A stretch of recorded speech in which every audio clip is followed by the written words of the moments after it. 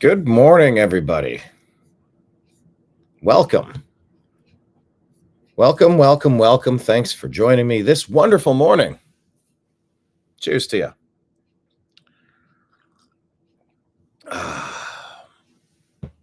Question of the day. What coffee mug do you use the most? This week I've been using the Dum Dum Pops. Made in Ohio. Brian, Ohio. Brian, Ohio. Like my name, only not spelt the same. John Coffee. Drinking John Coffee out of that. All right, we are streaming on Rumble. Please subscribe to our Rumble channel, The New American Media. Let's make sure we are streaming on our Meta platforms. I think we are. Should be. Today we're going to talk about who is arming who is funding who.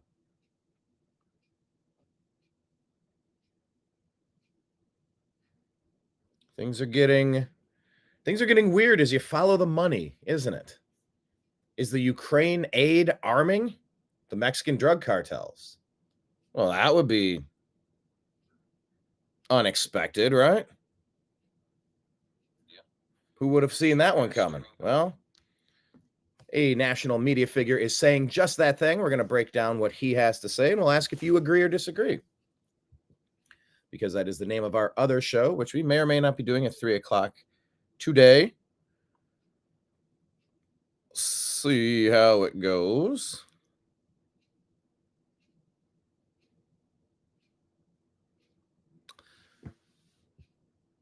All right. Let's get to it. All right. Let's check comments going. Facebook is streaming. And make sure we sure that we share this to the Agree to Disagree show group. And try to bring everybody in here. We are live. Join us.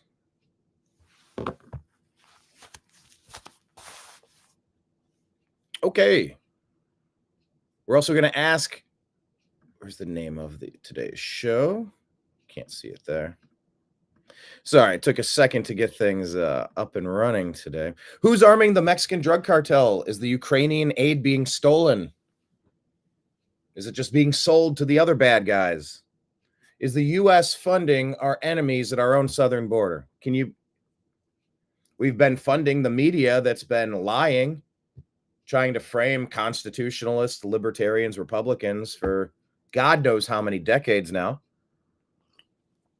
Yeah, unplug all of this stuff that no longer serves us, please. Also, is USAID funding Hezbollah and Gavi and Bill Gates and the World Health Organization? We're going to get to that as well. Actually, you know what? I think we should start with that. Because I did do a show recently, and I tried to get to a story that we did not get to. So I'm going to lead with these. Let's go side by side and jump right into some of the news. This is a interview here on the High Wire. This is the Jackson Report. They're talking about USAID. Where are they funneling their billions to? Let's take a listen. Focus of our audience. So Gavi, that's Bill Melinda Gates started Gavi. This is the Vaccine Alliance, Global Vaccine Alliance. And we look into the books here for the USAID payment system. And you can see just from this screenshot here, Gavi, now this is over several years, but $4 billion the USAID was paying to Gavi. And you can go down there a little bit, another $880 million payment. You see the World Health Organization in there, a little over $700 million payment. So there's a lot of money going to really Bill Gates and the World Health Organization. And it's interesting because as soon as Trump suspended the payment system for this 90-day review and Musk moved in, you saw Bill Gates do a media tour, and it sounded like this. So I'm a little... Yeah, this clip, we played this last week, and it creeped me the F out immediately. He's got his arms crossed. And listen to what he says here. If you're not taking this as a direct threat to yourself and to humanity in general, I think you need to listen to it a second time. Worried particularly with this USAID stuff. My foundation partners with USAID on nutrition and getting vaccines out. And, there's incredible people. They're not actually worms that work there. So, hopefully we'll get some of that work back in shape. In fact, if we don't, you could have literally millions of deaths. I mean, we report on this guy all the time, Jeffrey. I think it's questionable whether he does good. There's international lawsuits now against his vaccine programs, accusations of things like sterilization programs going on. Long time. There's real questions on whether his polio vaccine program is causing polio. I spoke with Robert Redfield that has some concerns on that. So, but all things being equal, I think one of the conversations that came up, as we all heard when Bill Gates went and met with President Trump at Mar-a-Lago, everyone's like, oh my God, they're buddying up. He's going to start working for Bill Gates again. And that was a big concern, that Donald Trump trusted Bill Gates and Anthony Fauci way too much. There was real concerns in our audience, in our movement.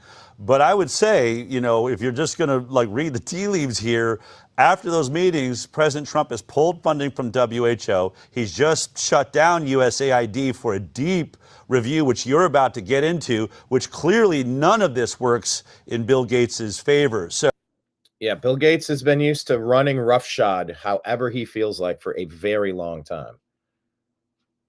Zero repercussions for his actions, his funding, his deeds, his intentions. So for those of us that were really questioning what happened in that meeting, well, whatever happened, it does not appear that Bill Gates set his hooks into President Trump and has got him on a leash of any kind. In fact, so far, everything seems to be going against Bill Gates's agenda, which is. And by the way, Bill Gates was also out on a tour. He was, where was he at? He was out in a field. He was doing an interview with somebody, some puff piece, and they were asking him about Epstein. And he was trying to play nice guy and, in hindsight and retrospect, yeah, or you're completely controlled and manipulated. You're an asset. You're a deep state asset now because they got their hooks into you. I think is we're just noting that. Is that the permanent structure? I don't know, but that's what we're recognizing right now. And Bill Gates is pretty clear character. He's kind of a one-trick pony. Anything that seems to subtly threaten him, you'll see him do a media tour and just go, millions will die, sorry. And then you'll hit, this headline was made on that same interview. Bill Gates says the odds of another pandemic in the next 4 years are 10 to 15%. We're not prepared. So he comes out, people are going to die, another pandemic, basically do not cut my funding. And we saw that during COVID as well, when the vaccine hesitancy was coming. He was kind of playing the same game there. And there's Bill Gates, Mr. Sweater. Mr. Sweater. Yeah. Under duress, I put this at the bottom of the screen. There's the thumb. There's the thumb. For countervailing views, please visit cisa.gov/rumor control regarding elections, the WHO website, who.int, and cdc.gov for all medical issues, and cdc.gov/vaccine, specifically regarding vaccine-related medical claims and political implications thereof. Under duress, I put that down there so you can get countervailing views at those locations. Do you trust Bill Gates? Should you trust Bill Gates? I don't think you should trust Bill Gates. Guy creeps me out completely. Here's another question about who you support and who you trust. Here's another story. This is USAID has been found with Hezbollah weapons in Lebanon. USAID humanitarian aid packages reportedly discovered in a Hezbollah weapons cache in Lebanon by an Israeli Defense Forces soldier. Incident raises concerns about the potential misappropriation of aid intended for humanitarian purposes.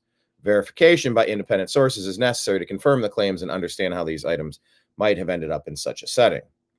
So, as they're going through this place and they find these boxes of USAID,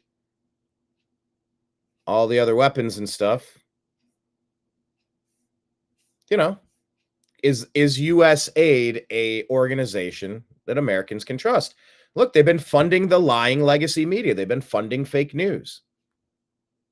Anytime any story is reported about Israel, you will hear, they staged this photo. This wasn't real. Look, Israel's at it again. They're faking this story. It's all propaganda. I can type the comments in advance. I know what you're going to say. But USAID has already been proven to be funding all sorts of things that are counter to what Americans support. USAID, the media, the lying legacy media, the fake news media. You used to call it the mainstream media. We don't call it that anymore.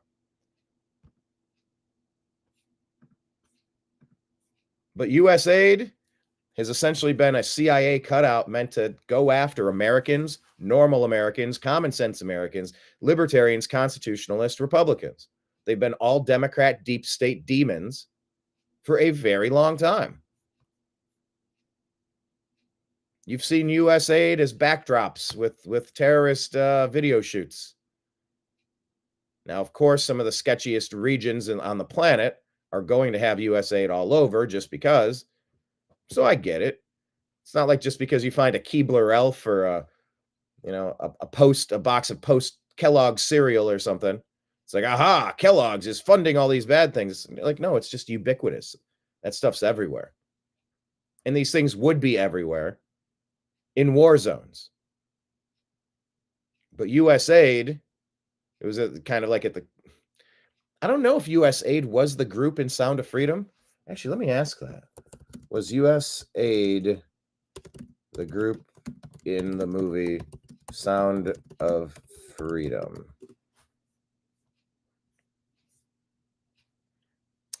No one group.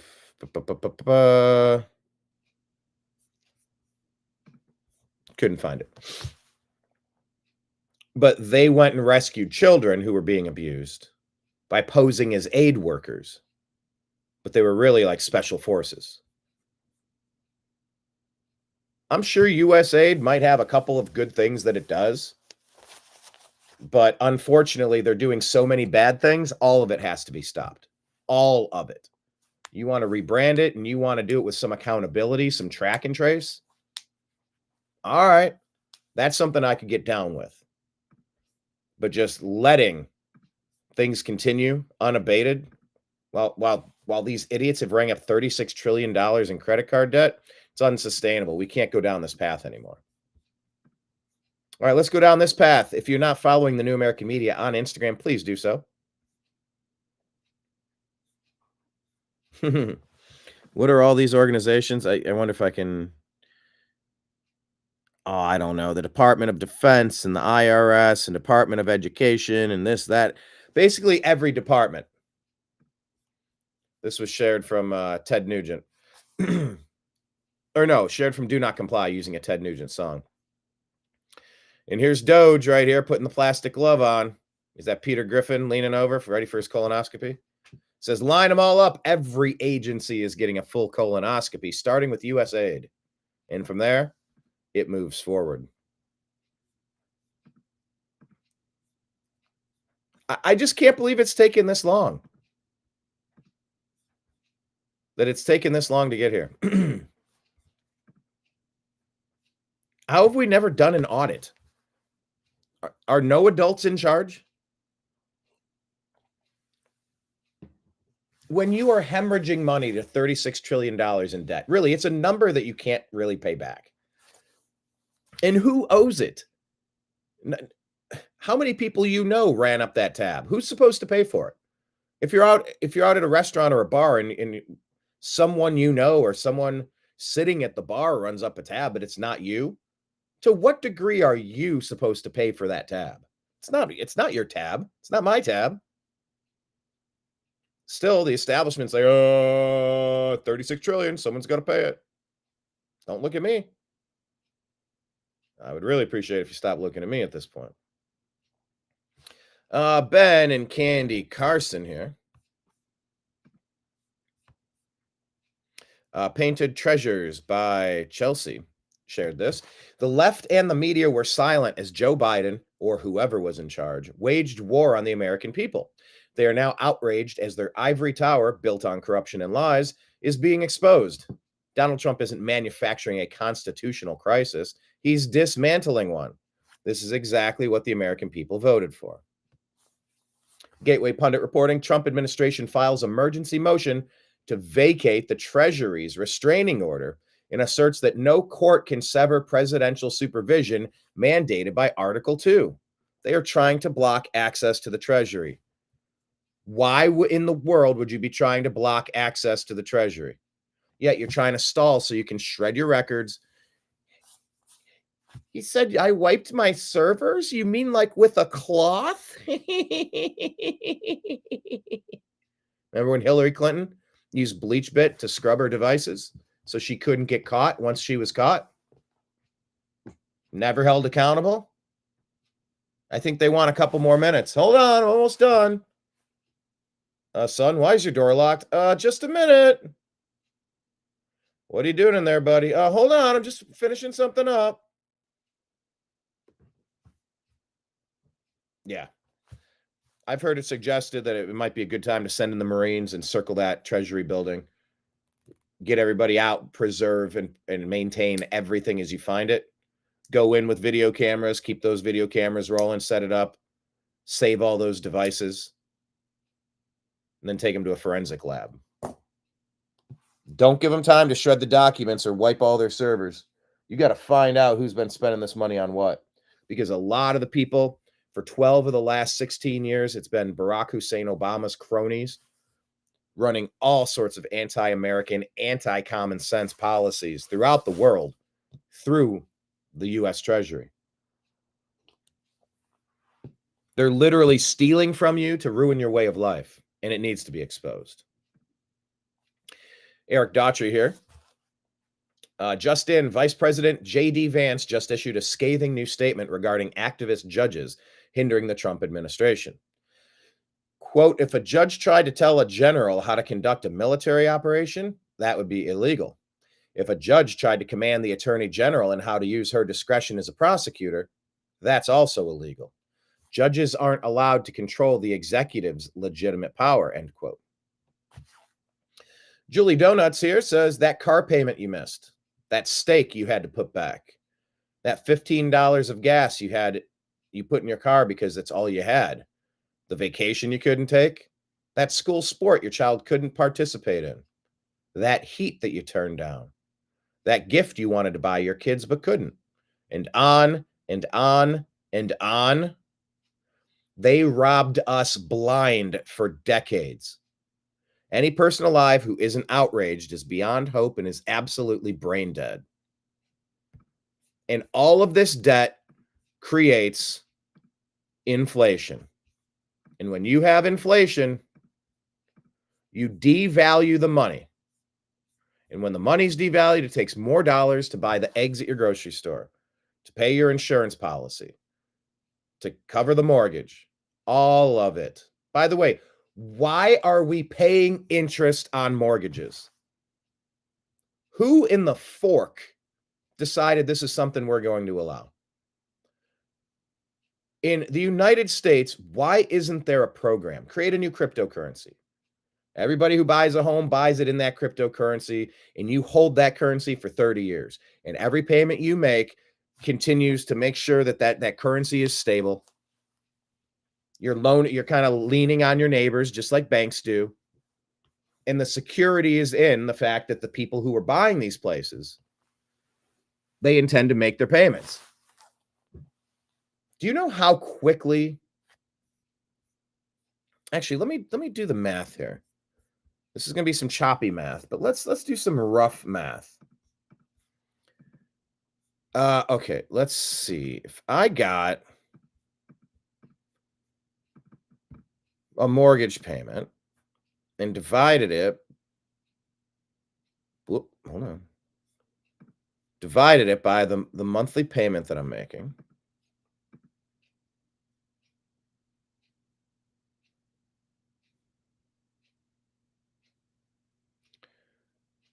Okay, it's going to take a second to do this math. I'm not going to do it right now.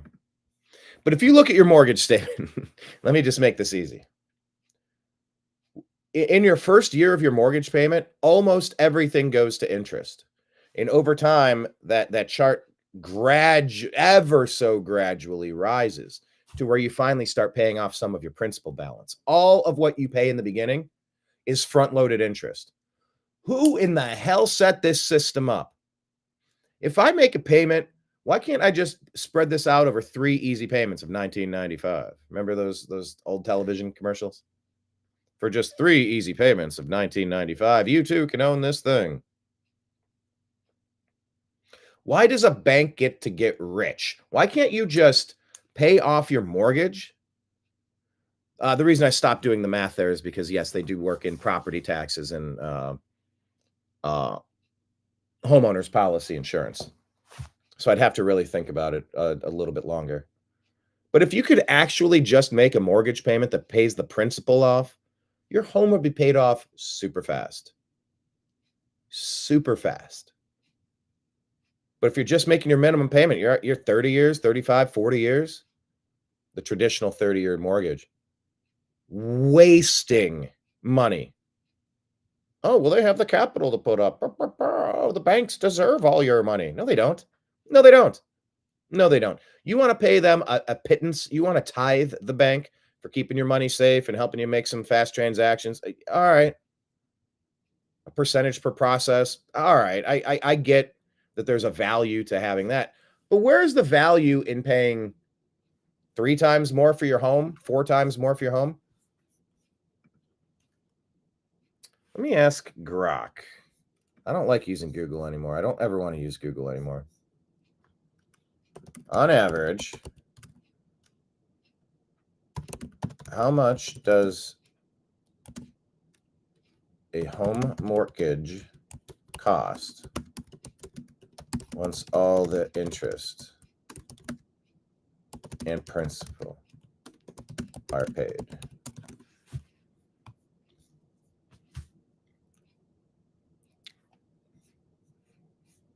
Okay, it's going to be weird here.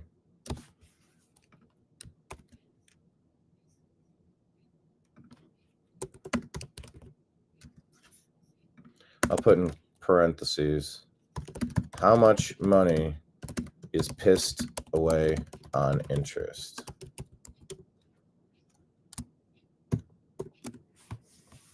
Let's try that question. Are they not going to give me an answer here? But I've looked at the mortgage statement. There we go. We're starting to get to it. They're giving an example calculation. If it's $300,000 at a 6% annual interest rate, 30 years, okay. The total amount paid over 30 years is $647,000.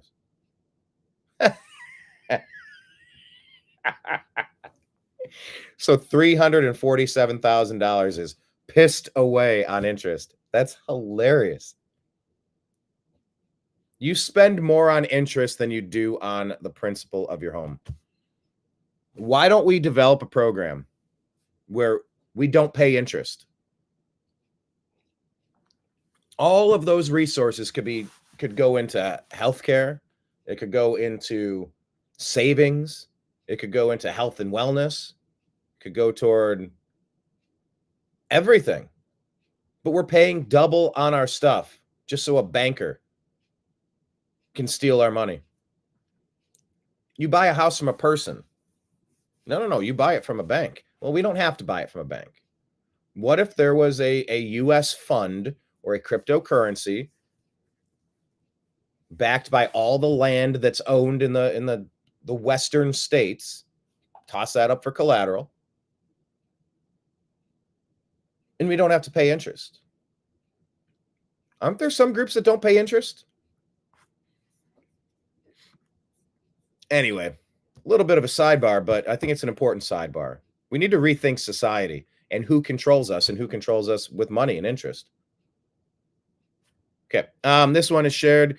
This is from David Kate and 2 others, talking about what the DOGE team discovered last week. This is maybe the biggest scandal. This is getting hard to say. There are so many biggest scandals of all time.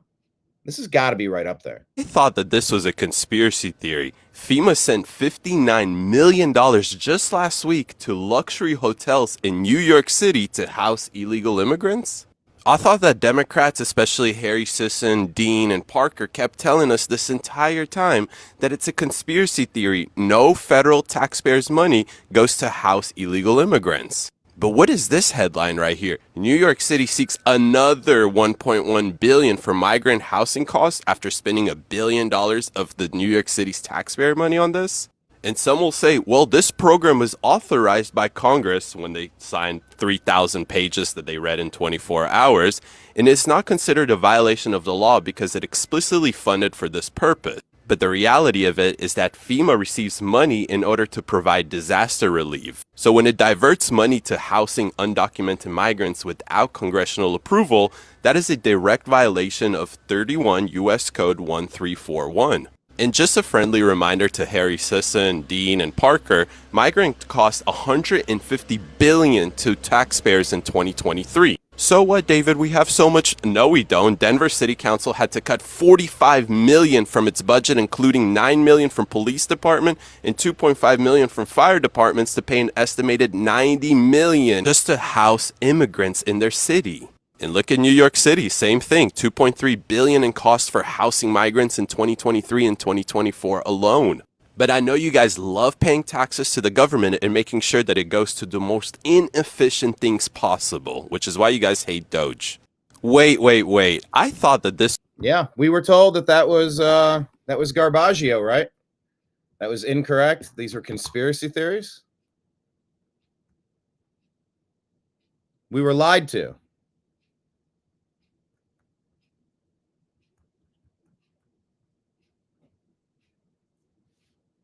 Absolutely lied to.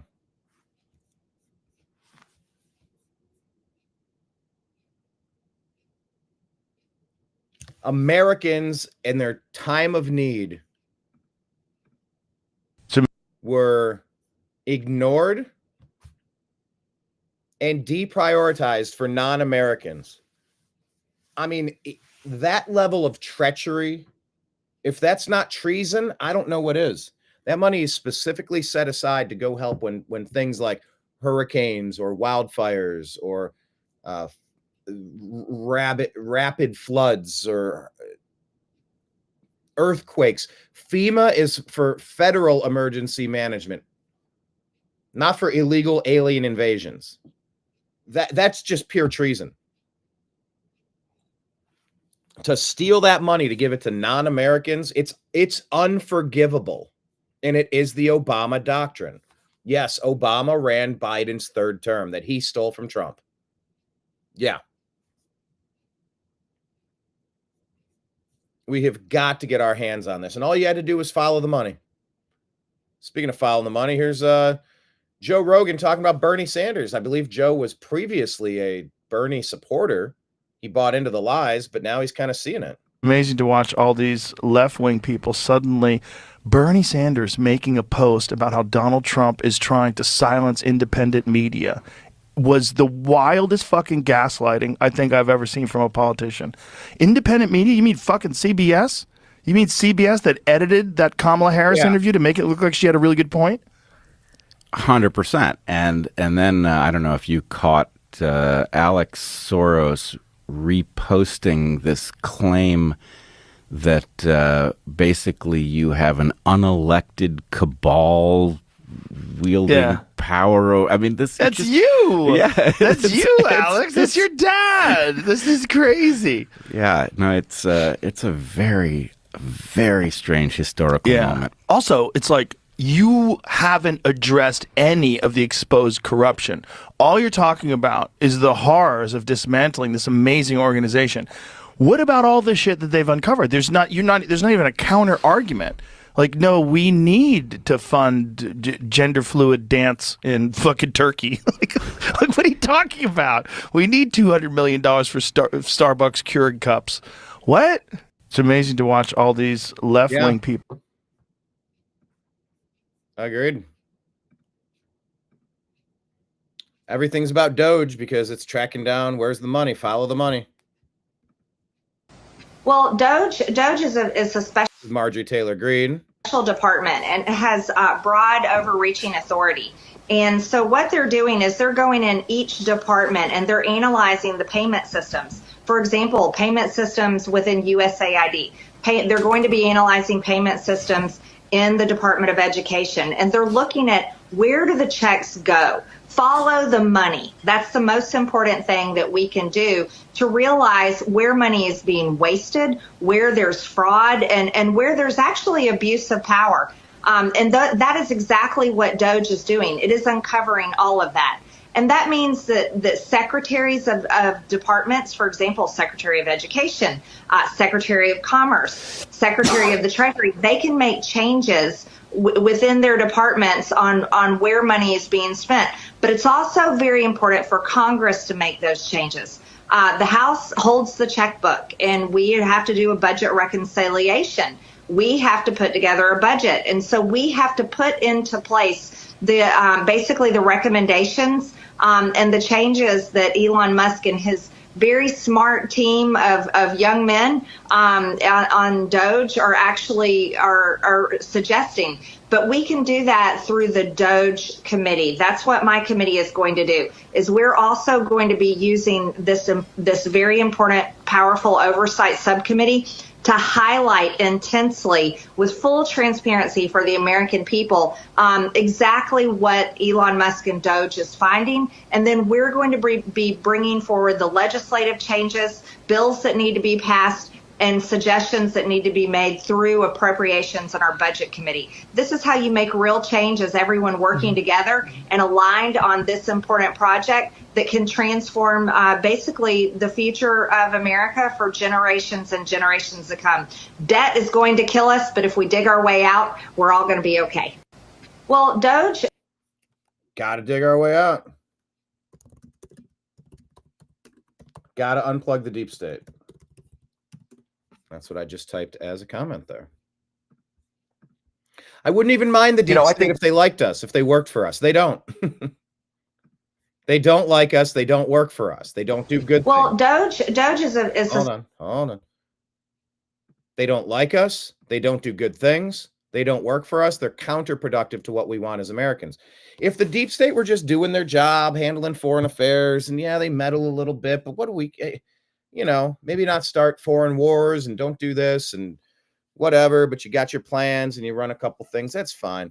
But it's like they've weaponized against the normal people of this country. They screwed up. They have to be fired. They all have to be fired. Pull them up by the roots. But check this out. CNN forced to admit it. How could you not admit it? How could you not see this coming? How brain dead do you have to be to think that all the backward stuff would be popular when all the common sense stuff would be unpopular? No, it's the opposite. The MAGA agenda is the agenda of common sense. One of the things that's so important for politicians is for folks to believe what they're saying and that they're keeping their campaign promises. So I think this gives you a pretty gosh darn good idea of what may be going on.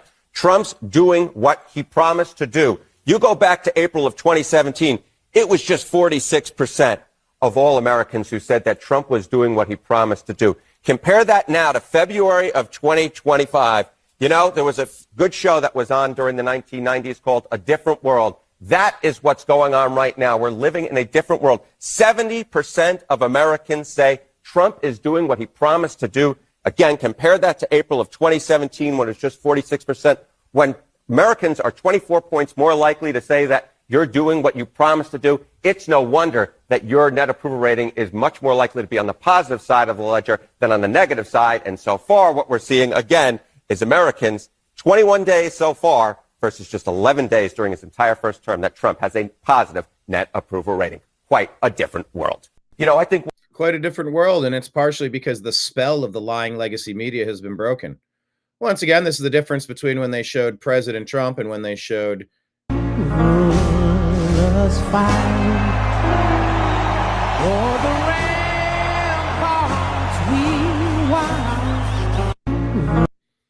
the crowd liked President Trump. Not so much Taylor Swift. Here's a commentary here from Emmy Grateful. If you don't like this country, then leave. Okay. Send me the check. Send me the direct deposit. I will happily go. But are you paying for it? I guess OnlyFans doesn't pay that good enough. Yeah, I'm 100% in favor of this. I absolutely think that with all the money that we are saving from DOGE and all this bullshit government spending, we should pay people to leave the country. Absolutely. Go to Europe. You will love the taxis over there. You will love the free healthcare over there. Go. By all means. Go to Asia, go to Europe, go to the Middle East. Hell, we just had 2 hippies murdered in the Middle East because they went over there to prove the world that they are peaceful. By all means, all the money that we save from DOGE should go to all these people. I'm talking 6 months rent, I'm talking plane tickets, I'm talking free passports, but one condition: if you leave, you'd renounce your US citizenship. You can never come back, you can never vote in our elections, you can never do any of that. That's it. It's that simple. I am so much in favor. And then we replace you people with immigrants that actually want to come here the legal way, that actually want to come here for the American dream, and that are going to appreciate everything that this country has to offer. So if you're asking me as a foreigner if we should do this, the answer is categorically, absolutely yes, without a shadow of doubt. But one condition: you can never come back, not even to visit, and you have to renounce your United States citizenship, because we don't need you leaving the United States because it's so bad, and after that you're going to be voting in the United States elections. If you don't like this country, then leave. There you go.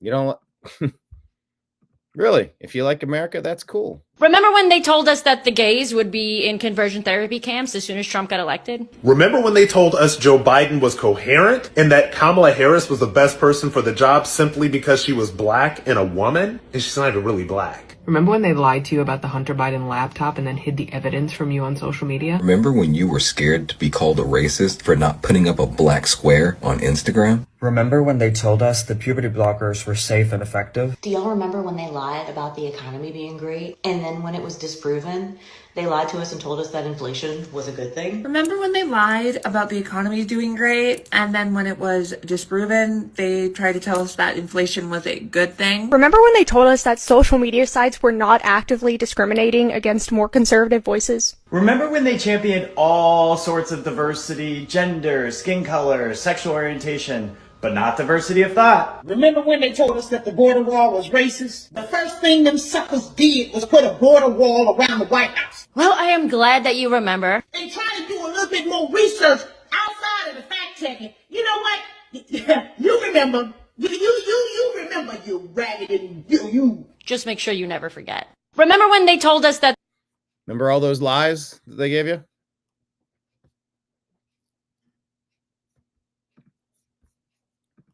Never forget. This is just nice to hear. This is Hyatt Regency Louisville.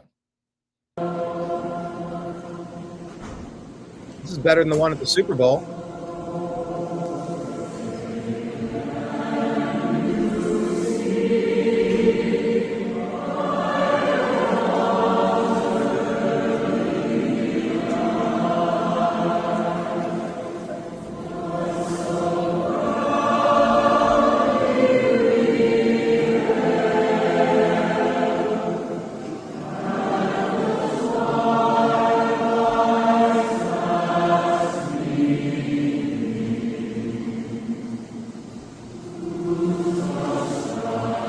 Sounds so good.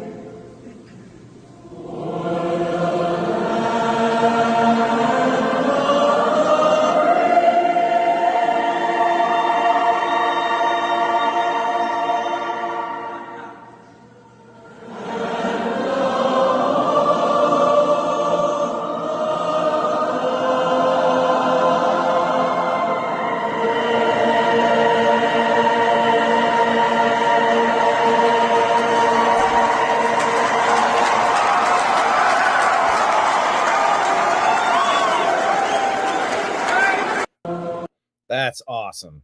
Come on. I don't care who you are. That is awesome. It says KMEA. I don't know what that is. All State Night 1. That is so cool. Absolutely love that. America is back. It's cool to be American again. We say we're back. 90s nostalgia for millennials. And this is Bugs Bunny here drinking his carrot juice. We had 24-hour Walmarts and $1 McChickens. We had it all. Look at that. Look how much life used to cost. Dude, I went to Taco Bell the other day. $45. $45. No, they are devaluing your money. The Obama doctrine is to make sure Americans don't have it so good, because there's some other third world shithole countries that don't have it so good. We need to steal from America and money launder to our friends. But these aid packages, as Ron Paul has said so many times, you take from the poor people of America and you give to the wealthy in foreign nations. Look at Ukraine. How many houses and cars has Zelensky purchased? Tucker talking about on vacation, all of this Ukrainian money coming in. They're trying to blow it faster than they can't collect it fast enough. They can't spend it fast enough. That's what a value meal used to look like. $1 for this, $1 for that, $1 for 2 pies, $1 for 3 cookies, $1 for a McChicken. $45 at Taco Bell. That is lunacy. Lunacy.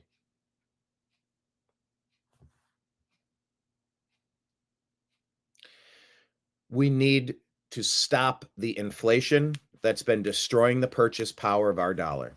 We need to find a way to get a currency that can't be screwed over. We've lost 98% of our purchase power since 1913, when the private bankers seized control of our money supply off Jekyll Island, the Federal Reserve private banking cartel, stealing your wealth. Enough is enough. It didn't always used to be. There you go. Value meals were $3, $4. That made sense. Dude, this shit's like $15 now. $20 now. For a value meal. Anyway, just food for thought.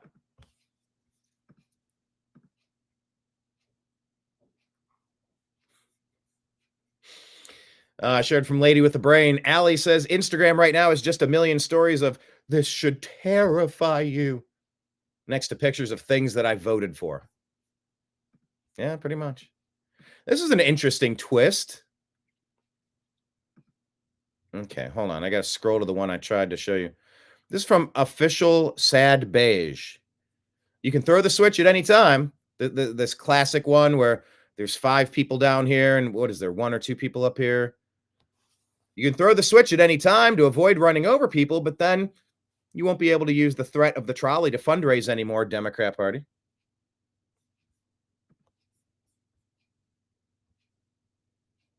They cause brain damage with their nonstop terroristic brainwashing.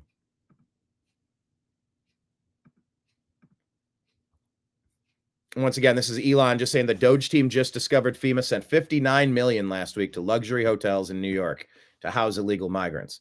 Sending this money violated the law and is in gross insubordination to the president's executive order. That money is meant for American disaster relief and instead is being spent on high-end hotels for illegals. A clawback demand will be made today to recoup those funds. Bravo. Bravo. Finally, someone that gives a shit about this country. Oh, actually, I know I shared the last one, but was this part of a thread? No, it was not. Okay, moving on. Insurrection Barbie here saying, Republicans, you talk a good game, but as usual, unlike President Trump, all we hear is words. Pick the most corrupt judge and impeach him or her. Set a precedent that we will not allow the judicial branch to be co-opted as the personal lawfare machine of the Democrat Party. Democrats would have already done this. How are you blocking the Treasury from the president? How are you blocking the Treasury Secretary from the Treasury? This is insanity. This one coming from JD Vance News saying that Speaker Mike Johnson, has announced the House GOP will introduce a bill requiring voters to prove U.S. citizenship. But why hasn't this always been the standard? Why is this not the standard? It doesn't really make sense.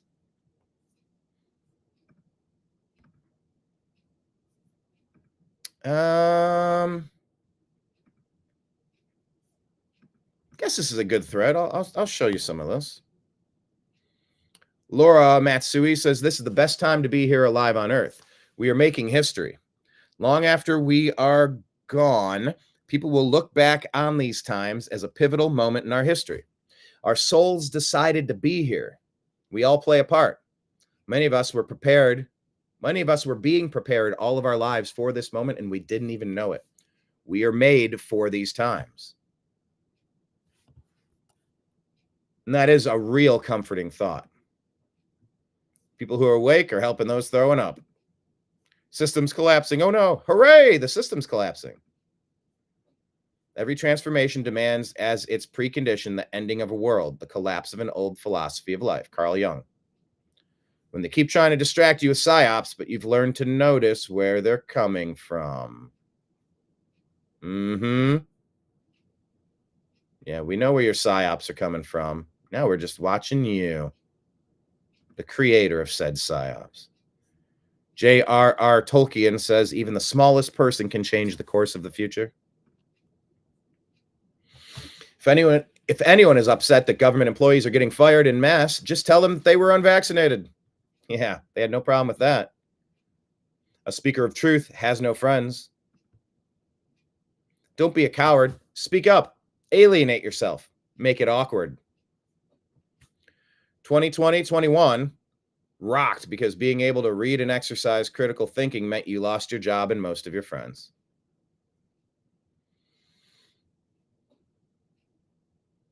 There must be something like the opposite of suicide, whereby a person radically and abruptly decides to start living or rescue their own life from a destruction and obscurity. The Second American Revolution is here. It does give us comfort that we chose this and we are fixing this. Elon watching bureaucrats drive away. Oh, hold on. It's a little... I got to keep checking this screen. I need a second screen. I can constantly see the feed because I'm going back and forth and I lose track of it. Watching bureaucrats drive away in the cars that you made after they've been fired. Leftists, when Trump does a new thing, oh no. And then there's me who voted for all of it. How evil looked like as a kid, how you imagined it, how it actually looks. Fauci, Gates, Soros, and Schwab. Border crossings, according to the New York Post, have dropped 90% after Trump's crackdown. It's about damn time. Yeah, Hillary Clinton and Margaret Sanger. The most merciful thing does to that the large family does to one of its infant members is to kill it. Yeah, here's gender equality in 1917, if you want to go back. Julie didn't get to go to university. John didn't get to live. Cat Turd says, of all the birds in the world, funny how the only birds they kill because of the bird flu are chickens. And of all the animals in the world, funny how the only animal farts that cause global warming are cow farts. Two things that we eat most. It's almost as if they don't like us.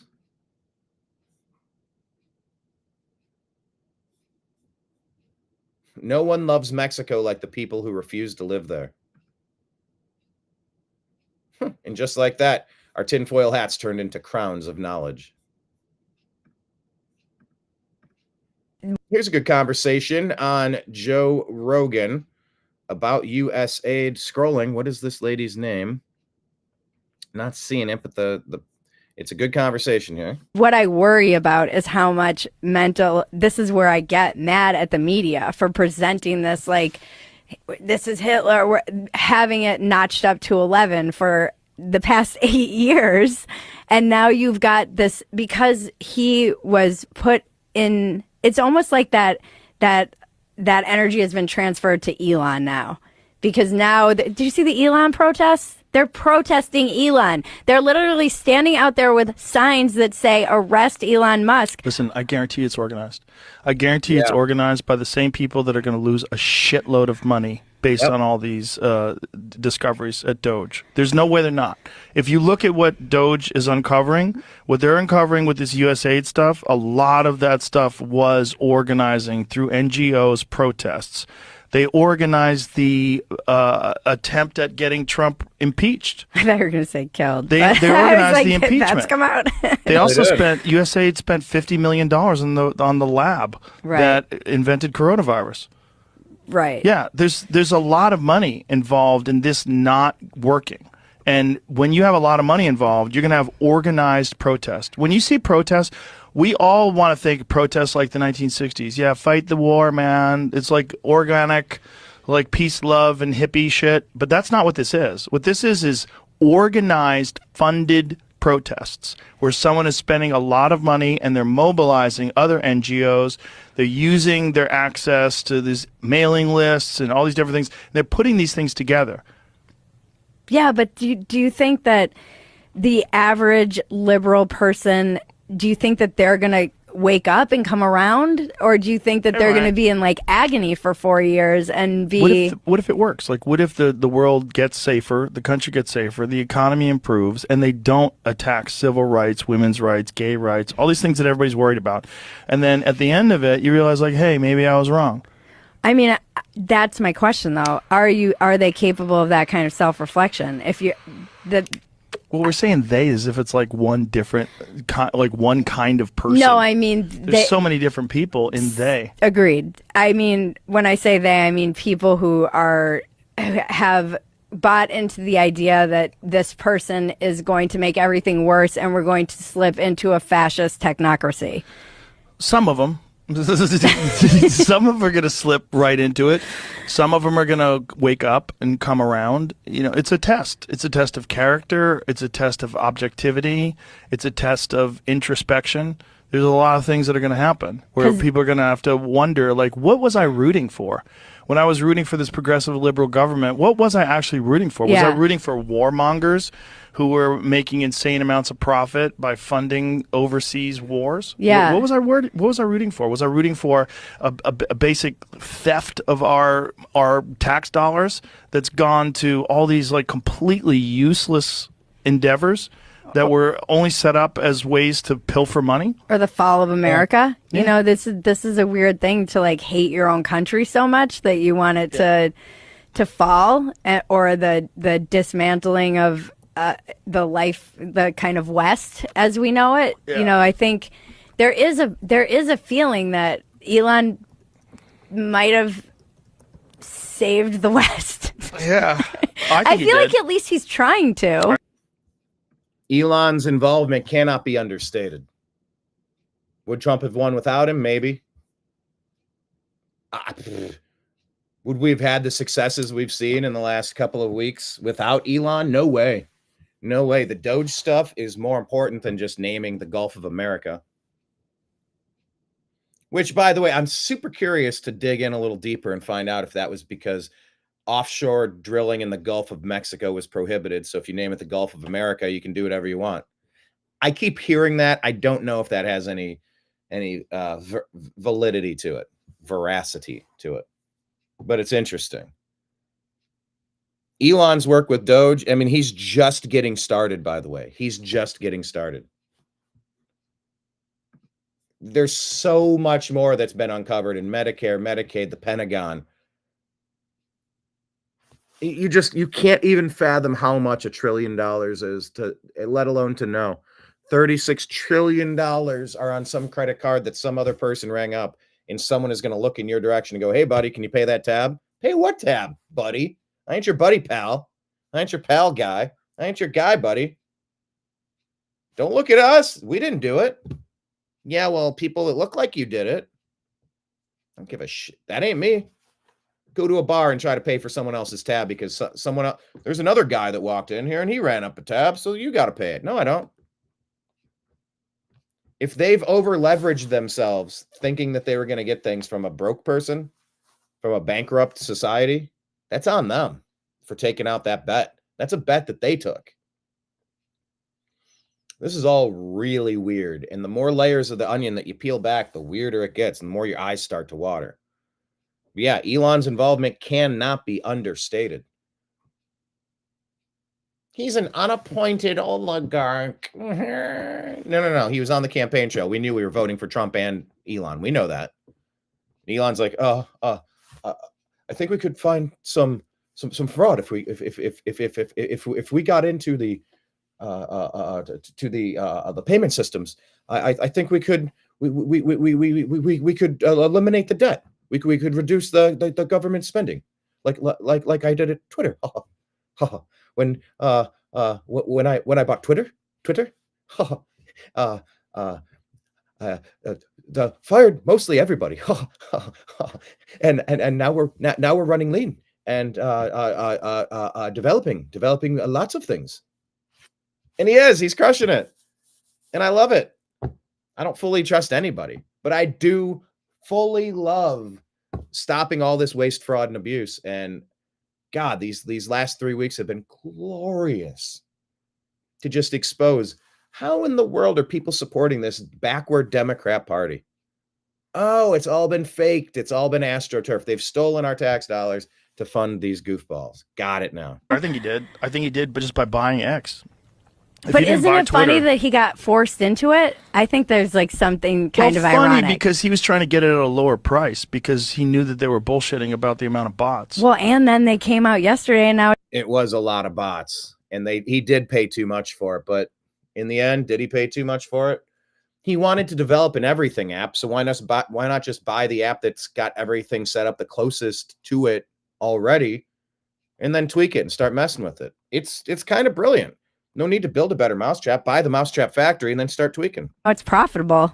Yeah. There's like a whole article about how he turned it around. Of course it's going to be profitable. He's smarter than you. He is smarter. He also knows that we are all tapped in. Oh, yeah. I can't stop it. I've always had a Twitter addiction. It's the thing that replaced my drinking and smoking weed. When I quit that, I went right to Twitter. I was like, Elon knows none of these motherfuckers, even when they go to Blue Sky, they've all got secret accounts and they're lurking on Twitter still. Blue Sky? Who's using that? Or Threads? Come on. Or X still, or whatever. You can't live in that echo chamber, that Blue Sky echo chamber. You can't even go on there and say there's only two genders. If you go on there and say there's two genders, they ban you immediately. They were like eating themselves within 2 days over there, though. But that's what always happens. What I worry about. So, oh, wait, was this a new thought or the beginning? About is how much this is where I get mad at the media for presenting this like. You should get mad at the media for stoking the flames of craziness. Things don't have to be divisive as they purport it to be. But it's kind of their style. It's kind of what they do. Here's Lauren Boebert talking about some really. You need to be aware of what you're consuming, what you're injecting, what you're allowing inside of yourself. You have to really think this stuff through, the pros and the cons. And this is something you get you need to make a personal choice for you in your life.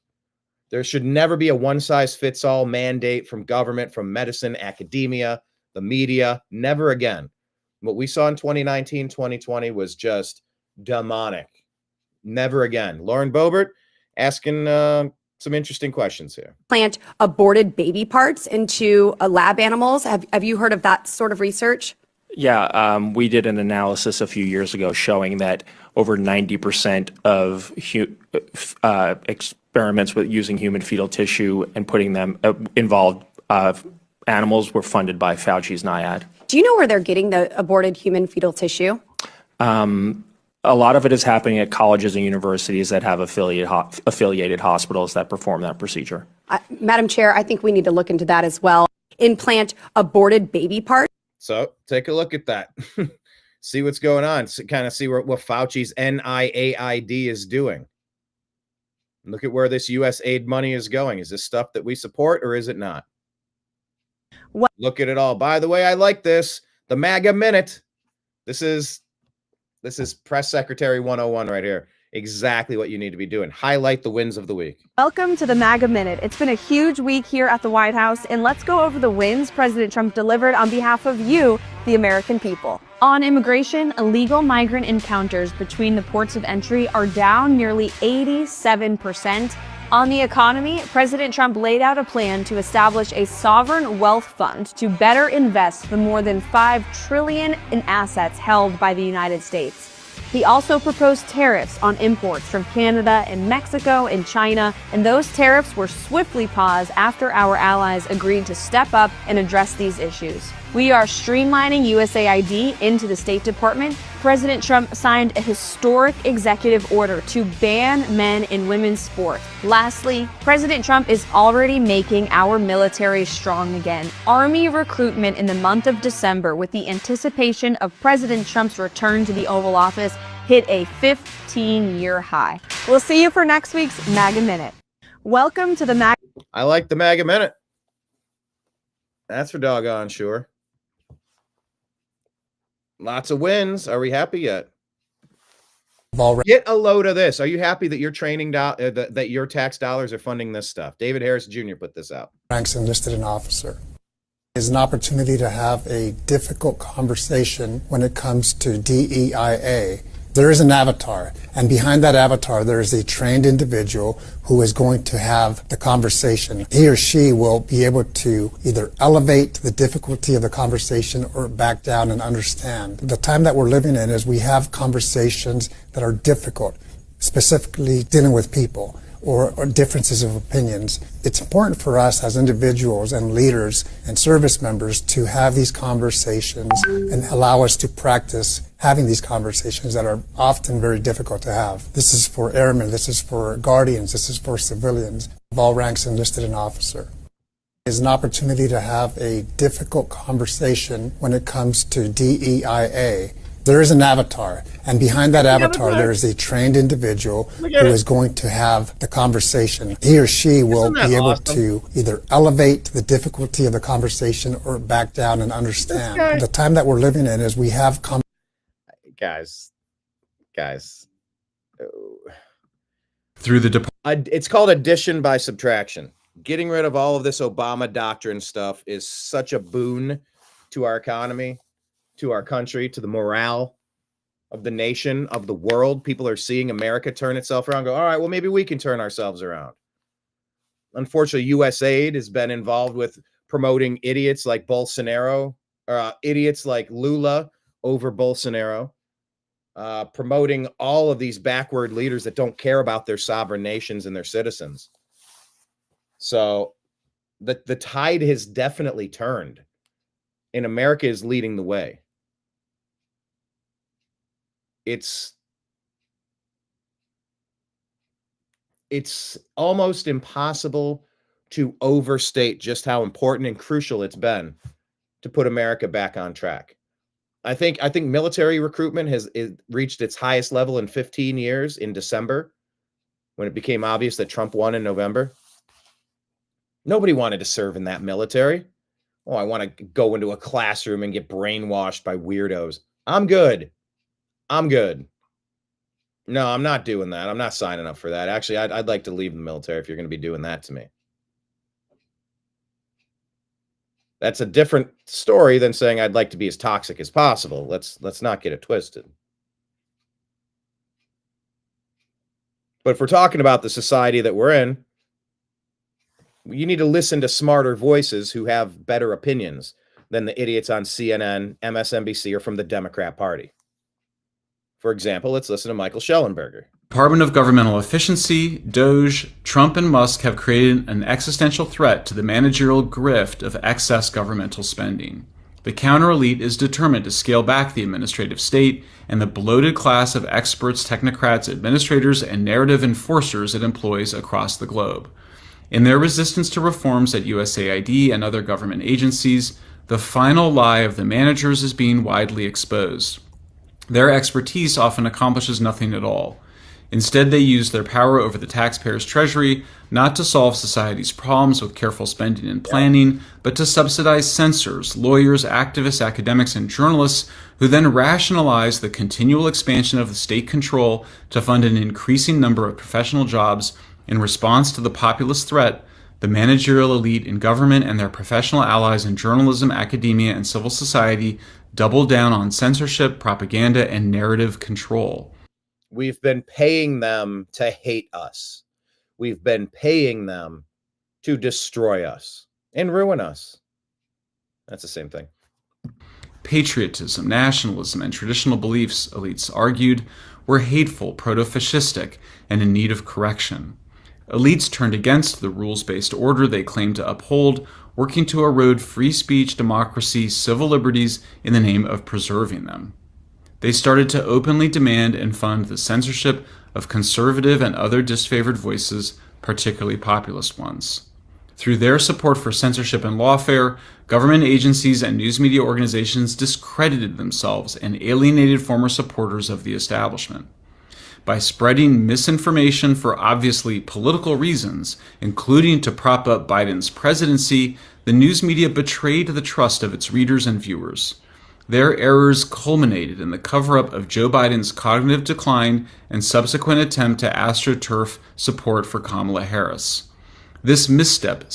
All astroturfed. You realize if you voted for that, you were scammed.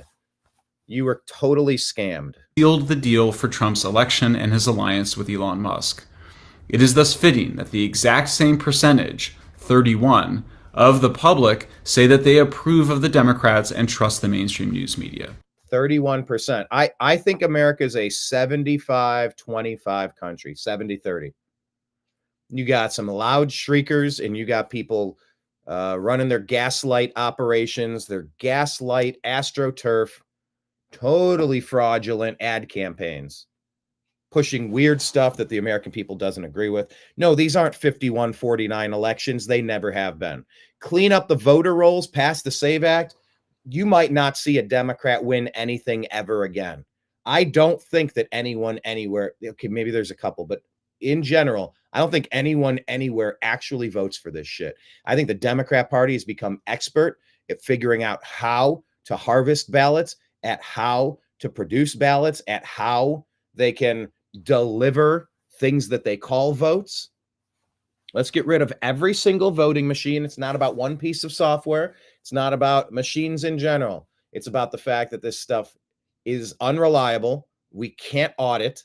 We don't know what's going on. We need a paper trail. We need eyes on it. You can have a counting machine that counts or scans it, but then you put it into a box of 1,000. Every box gets 1,000. You get wrapped twice in the safety seal that you can't cut through. It's got the metal things in it or whatever. You lock it, you stamp it, it's done. You hold it for audit purposes for 7 years, whatever the time frame is. I don't think Democrats are winning almost anything anywhere because MAGA is the party of common sense. That's not to say Republicans are. Republicans have too often been the second wing of the dirty bird, left wing, right wing. They're both in on it together. They're both flapping together. And that's what I think this nation is. 70% are on board with common sense. Yeah, 30% aren't, but this isn't 51-49. It's not 55-45. It is a wide margin of majority for normal common sense people who are supporting the MAGA agenda. But this funding, this fraud, this theft, this graft, watch what happens when you dry up their fake support, when you dry up their funding. Watch what happens. This Democrat Party is going to be shattered to 1,000 pieces and scattered to the winds. Most importantly, elites' own actions on issues ranging from gender-affirming care to addiction to COVID undermine the justifications for their rule. The idea that technocrats and administrators were uniquely qualified to run society simply no longer made any sense. Through the Department of Governmental Efficiency, DOGE, Trump and Musk have created an existential threat to the managerial grift of excess governmental spending. The counter-elite is determined to scale back the administrative state and the bloated class of experts, technocrats, administrators, and narrative enforcers it employs across the globe. In their resistance to reforms at USAID and other government agencies, the final lie of the managers is being widely exposed. Their expertise often accomplishes nothing at all. Instead, they use their power over the taxpayer's treasury not to solve society's problems with careful spending and planning, but to subsidize censors, lawyers, activists, academics, and journalists who then rationalize the continual expansion of the state control to fund an increasing number of professional jobs in response to the populist threat. The managerial elite in government and their professional allies in journalism, academia, and civil society double down on censorship, propaganda, and narrative control. Patriotism, nationalism, and traditional beliefs, elites argued, were hateful, proto-fascistic, and in need of correction. Elites turned against the rules-based order they claimed to uphold, working to erode free speech, democracy, civil liberties in the name of preserving them. They started to openly demand and fund the censorship of conservative and other disfavored voices, particularly populist ones. Through their support for censorship and lawfare, government agencies and news media organizations discredited themselves and alienated former support. I think this restarted. My only problem with Instagram is that it repeats. It doesn't show you the bar of where the video is going and when it stops. And you're like, hold on, wait, he did say this before, right? But it's almost imperceptible that it did a reset, especially because there were a couple edits in there. But you should follow Michael Schellenberger. Yeah, it was a 2-minute clip. Follow Michael Schellenberger. He gives you good information there. Here's some good information for the people who are being held hostage. There's a deadline now. It's Saturday at noon. You got Americans. It's a shame that Biden messed around and didn't handle this. Are all Americans out? This just says hostages. I know we had Americans returned. Are any Americans left from those attacks, those Hamas attacks when they started a war? And then they complain that they're in a war. Remember when that happened?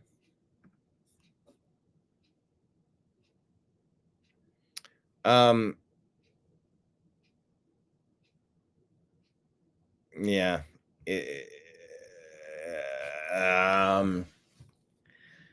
Yeah, this might usher in a new day. The comment here is, if we're going to step in, then be done with it. Seize the territory, end the centuries-old war in one fell swoop, done. One day, done. No negotiation, no give backs, no nothing. Win it in a day and be done with it. Don't give it to Israel. No one. Give it to no one. If our soldiers shed blood, it's ours forever. No American soldier should shed blood without a benefit to his or her people. Personally, I would just let those people go at it over there. Stay out. Yeah. I think a lot of people want to stay out. And there's other people that are sick of the shit. They are so tired of constantly opening their newspaper, flipping their phone open, start scrolling around, tossing around cable. Oh my gosh, the Middle East, another war. It's like, you've heard people say, just turn it into a glass factory. Just one fell swoop. It's all that glass, all that sand is hardened and turned to glass. Call it a day. Stop messing around over there.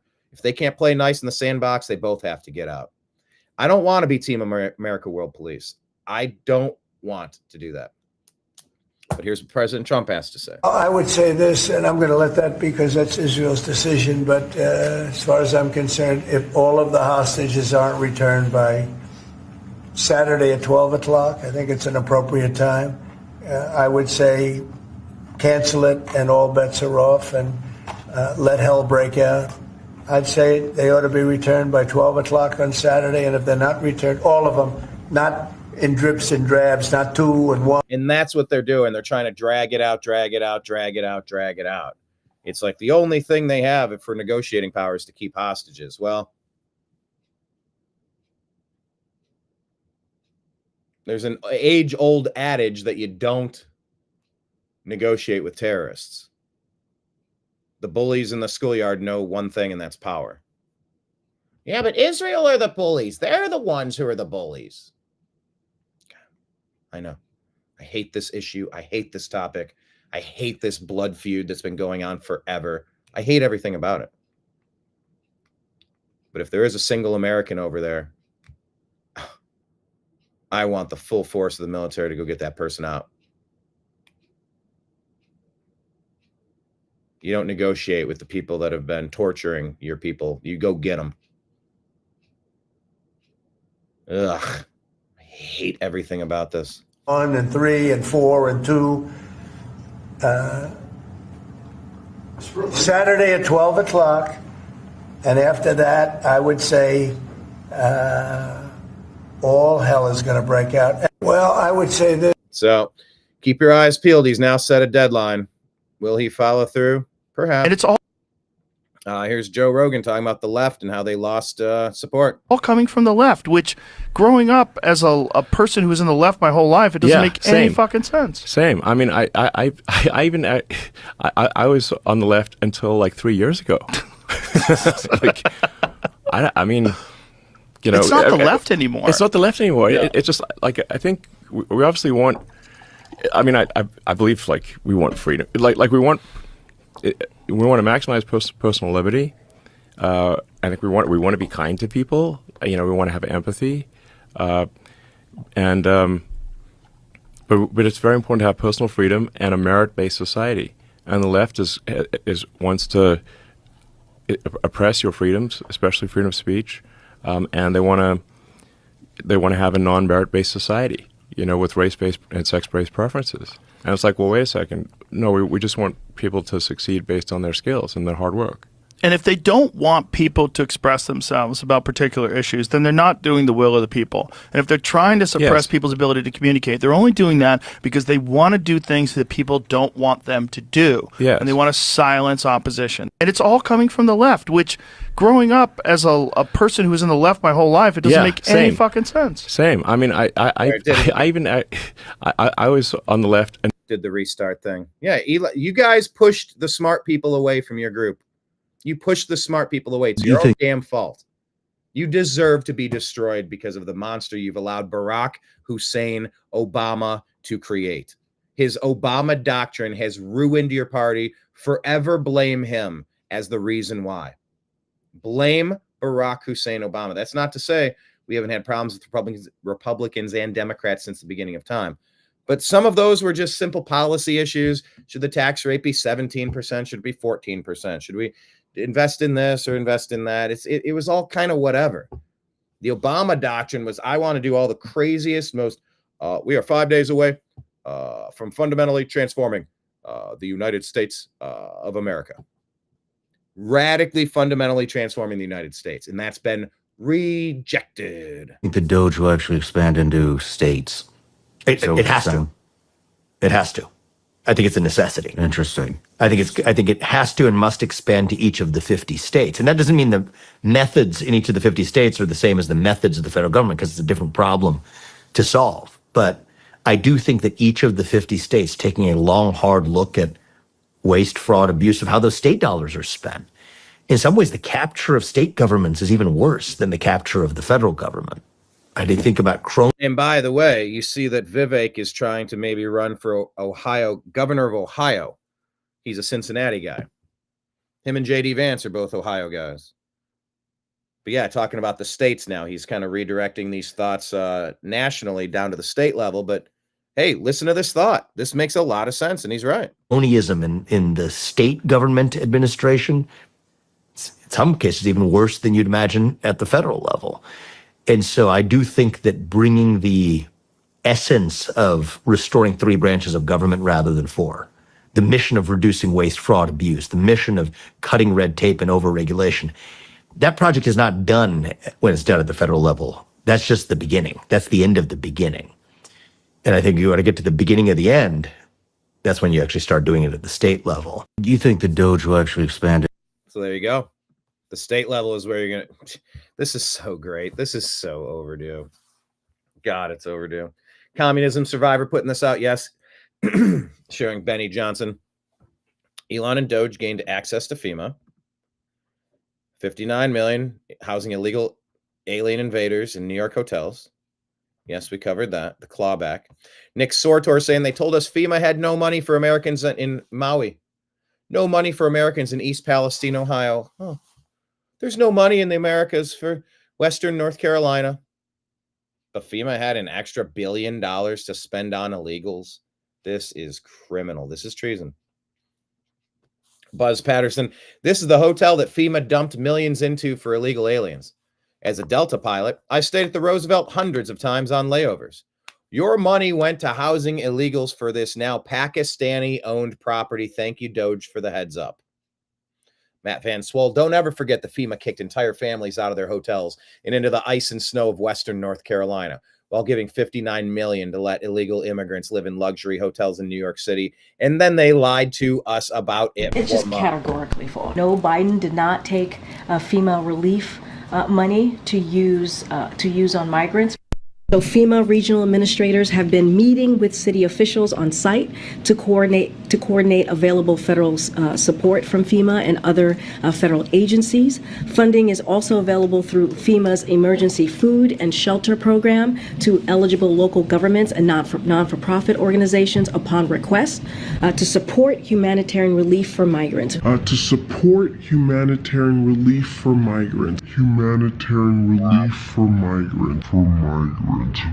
It's just categorically false. No. Categorically false. You're categorically false. Cozy's Wellness says, this Brad goes, I don't get it. In Mexico, eggs are $2.30. In Canada, eggs are $4.35. In the United States, eggs are $10. Trump's economy. What a clown. Where do these people grow on trees? Ugh.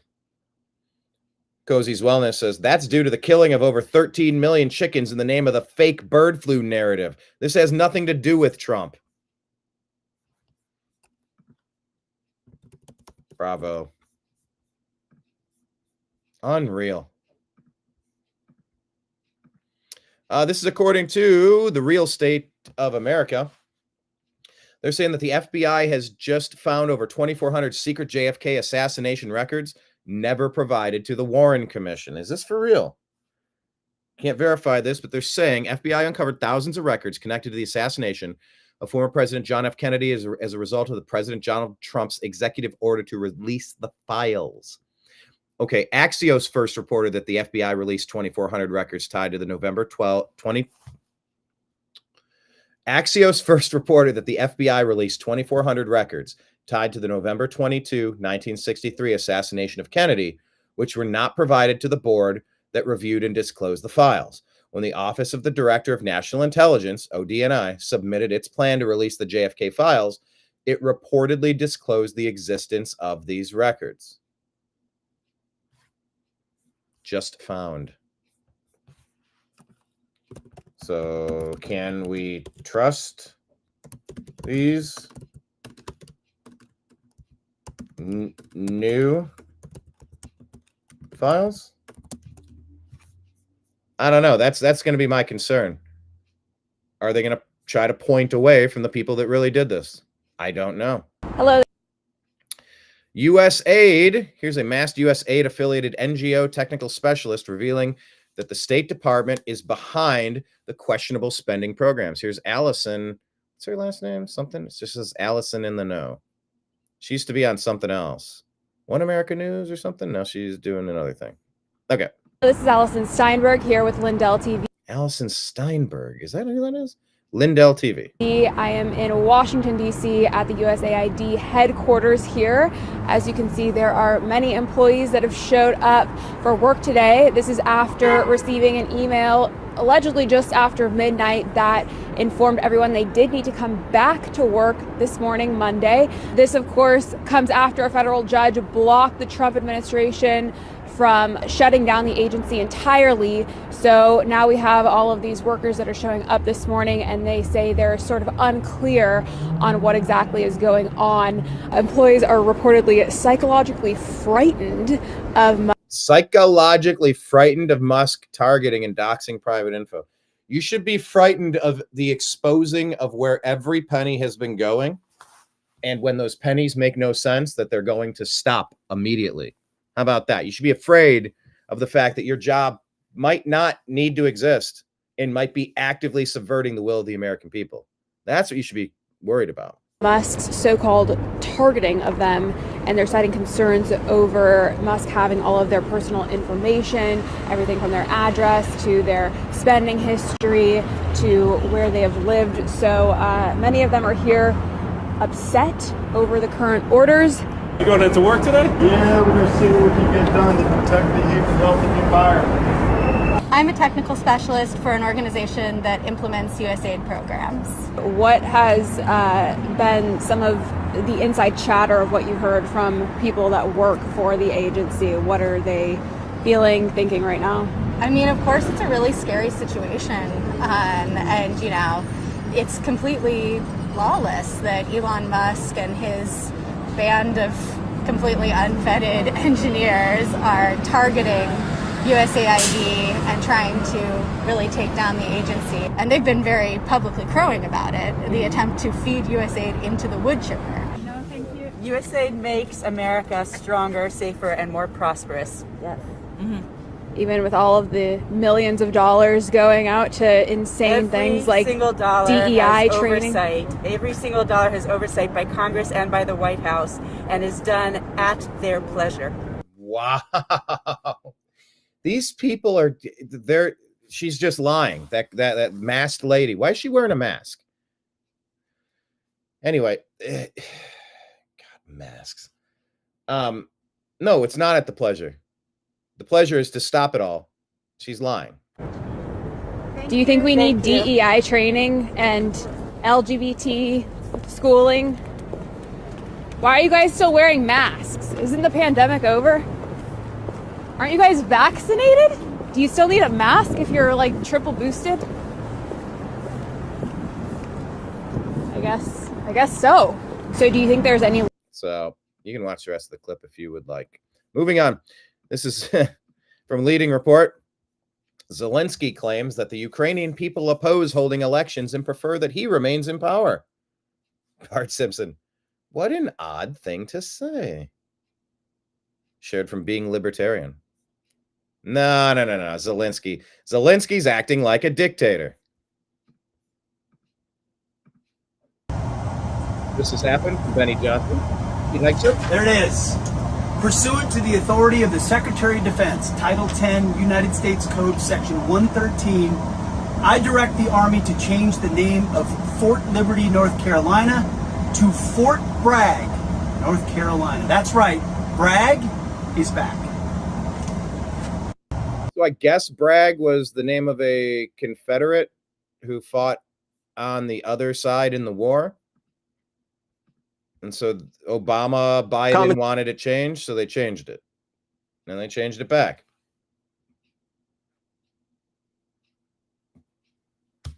I don't know. What do we have to say about undoing the woke changes? Cleveland Indians, Washington Redskins, Fort Bragg. It was a big thing to like delete names of things and delete history and rewrite history. That was a big part of the Obama doctrine. But in the process, it's also to kind of remove American sovereignty or remove American history and rewrite American history, if you will. So I don't know. I'll take your thoughts on that. I could see it from both sides, but it's already named something. What are we doing? Name new things, names. Yeah, Mark Cuban. I would love to know what's going on with Mark Cuban. Is he compromised? Did he go to Epstein Island? Why is he acting so weird these days? Sense is shining down in America, and Democrats can't take the heat. Not too long ago, they thought shrinking the government was a great idea. With changes in technology, the ability to evolve to government as a service, as a libertarian, I think we can. Mark Cuban claims to be a libertarian. I don't know about that. Reduce employment in government by at least a third, reduce the overhead and administration by that much or more, so that we can offer more to services for our citizens. But now that Trump's making cuts, Democrats are defending waste, fraud, and abuse. The deeper they dig, the worse they look. DOGE pulled back the curtain, and now there's no going back. While most of the country makes an honest living, pays a lot of taxes, government vampires are bleeding us dry, making six figures from corrupt government subsidies to fluff up their resumes. The jig's up, and the country's rejoicing. Common sense is shining down in America, and Democrats. There you go. It's interesting to watch him evolve over the years, huh? Here's President Trump reacting to what the judge did today, blocking his ability to, well, here you go. To a judge today continuing a pause on the buyout program for federal. Pausing the federal buyout programs. Why is a judge getting involved in this? Workers. Well, I don't know how you can lose a case like that. We're talking about people, everybody. I got elected on making government better, more efficient, and smaller. And that's what we're doing. And I think it was a very generous buyout, actually. Also, if people don't show up to work, we have a right to fire them.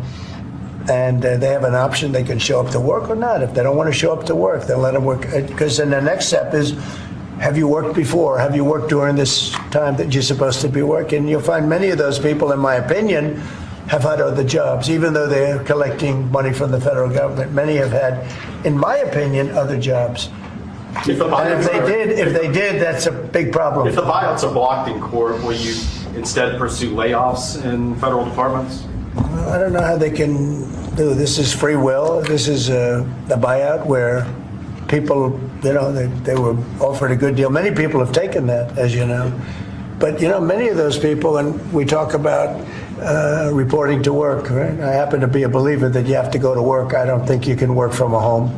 I don't know. It's like there's a whole big, you can work from home. Nobody's going to work from home. They're going to be going out. They're going to play tennis. They're going to play golf. They're going to do a lot of things. They're not working.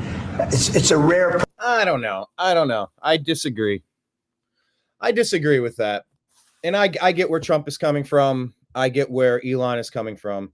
But having worked from home myself, running various, all my shows that I do, I got a home office right now. It's like at a Denny's, some sort of diner, because it's the TNAM AM Show, waking up together, unpacking the news, having a cup of coffee. You build your home office. Home is where your work is. Work is where your home is. Yeah. I've been a sales manager for several different places. Nationwide responsibilities. I've seen other people do it. It can absolutely be done.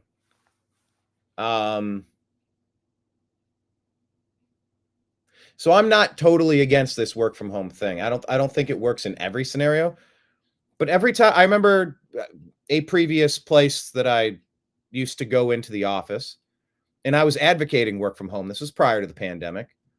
And I'm like, I look, all I'm doing is making phone calls and shooting emails. I can do that from my laptop. I can do that anywhere. But I'm doing a 35-minute commute in, doing a 35-minute commute back. I'm dropping $60 on gas every week and a half, every 2 weeks or whatever it was. I'm wasting all this money while sitting in line, or while I was filling up my tank. Some idiot lady pulled in and smashed into my car. That meant it had to go into the shop for 3 weeks to get repaired. That wouldn't have happened if I was at home. Got in another accident driving to work where some lady switched over 3 lanes. Why is it always ladies? Crossed over 3 lanes of traffic to hit me. And actually that turned into an insurance situation where my insurance wouldn't cover me for some reason. You ever been in a situation like that?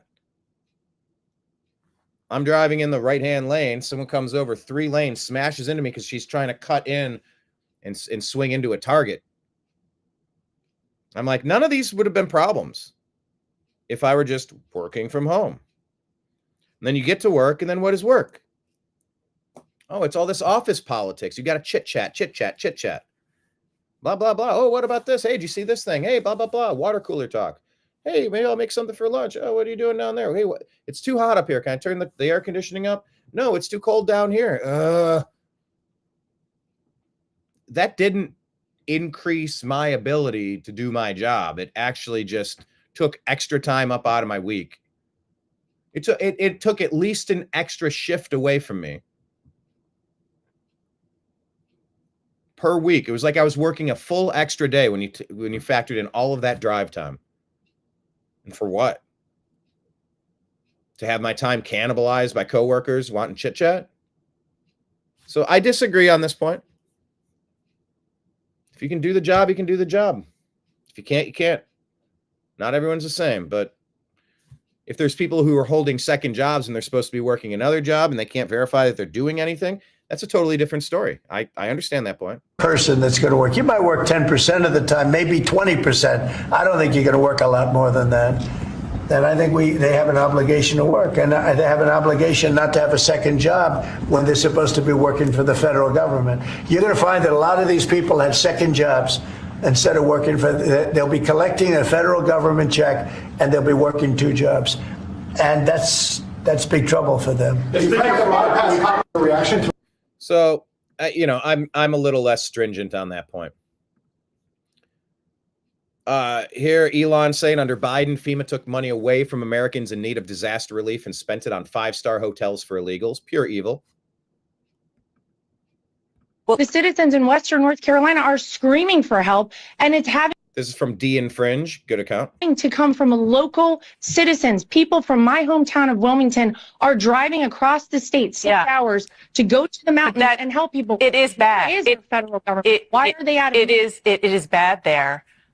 Dana Bash married to one of those 51 traitorous intelligence officials that lied about the Hunter Biden laptop having all the classic earmarks of Russian disinformation. But my question is about the misinformation, particularly the notion that they are moving money to migrants, to, you say, undocumented migrants, which FEMA says flatly is not true. And if people are not getting correct information, then Yeah, CNN, you've been lying about it. You lie about almost everything. they can't go for assistance as they have been asked for. I just want to quickly play what Senator Tom Tillis. No. You don't get to drop that without a rebuttal. You don't just assert that as fact and move on. Just stay for 1 second. Go ahead. You have migrants being housed in luxury hotels in New York City. We have paid so much money from our tax dollars into the crisis that didn't need to happen.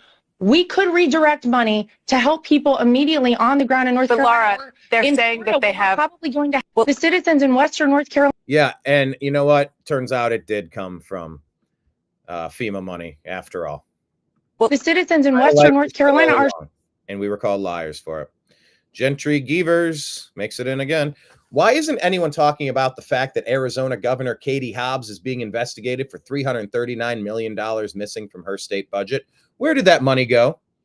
Katie Hobbs is a complete puppet of the cartels, allegedly. Katie Hobbs, do you believe that she actually won these elections? Katie Hobbs. Yeah, let's investigate Arizona now, please. Marco Rubio, Senator Marco Rubio, Secretary Marco Rubio, there we go. I will not attend the G20 summit in Johannesburg. South Africa is doing very bad things, expropriating private property, using G20 to promote solidarity, equality, and sustainability. In other words, DEI and climate change. My job is to advance America's national interests, not waste taxpayer money or coddle anti-Americanism. Yeah, they're killing the Boer. They're going after the white people.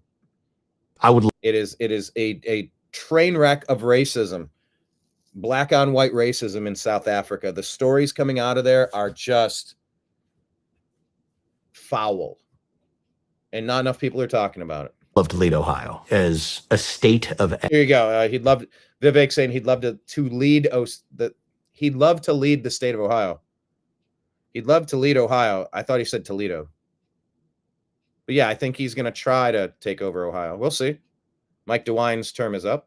Excellence, economic excellence, and educational excellence. Take the Department of Education, dismantle the Department of Education, dismantle a lot of these regulatory agencies. My advice has always been kick it to the states. That's what our founding fathers envisioned. Part of our model was we want states competing with one another. Competition breeds innovation. I want Ohio to be the best version of itself, actually. I mean, what Silicon Valley was to the American economy for the last 20 years, I think the Ohio River Valley can be for the next 20. It's not going to be through bits. That's Silicon Valley's model. model, but what I call through atoms, through production of stuff, of actual tangible things that we require in the defense industry. And you look at building up our defense industrial base, aerospace innovation. One of the things we don't have in this country right now is merit-based pay for teachers. Let's talk about the next 20 years. I think what we want is a generation of Americans who's actually equipped to compete. At the end of the day, China isn't looking the other way and giving us some sort of participation trophy at the end of it for complaining. We can't be victims. We got to be victorious. And I do think that lighting a fire under the feet of our educational system to prioritize achievement in math, reading, writing, critical thinking, physical fitness, by the way, I think that we've gone soft on this. Actually, even think about knowing about the United States. I love how many American flags you have in this room. Most kids today who graduate from high school can't even pass the same civics exam that we require of a legal immigrant before they become a citizen. So I want Ohio to be the first state that implements not just universal school choice, universal including homeschooling, but also for the public schools to compete, implements merit-based pay for teachers, administrators, principals. You should be paid a lot more than you are now. I think the best teachers are vastly underpaid, but I think it is insane that a majority of dollars flowing into public schools nationally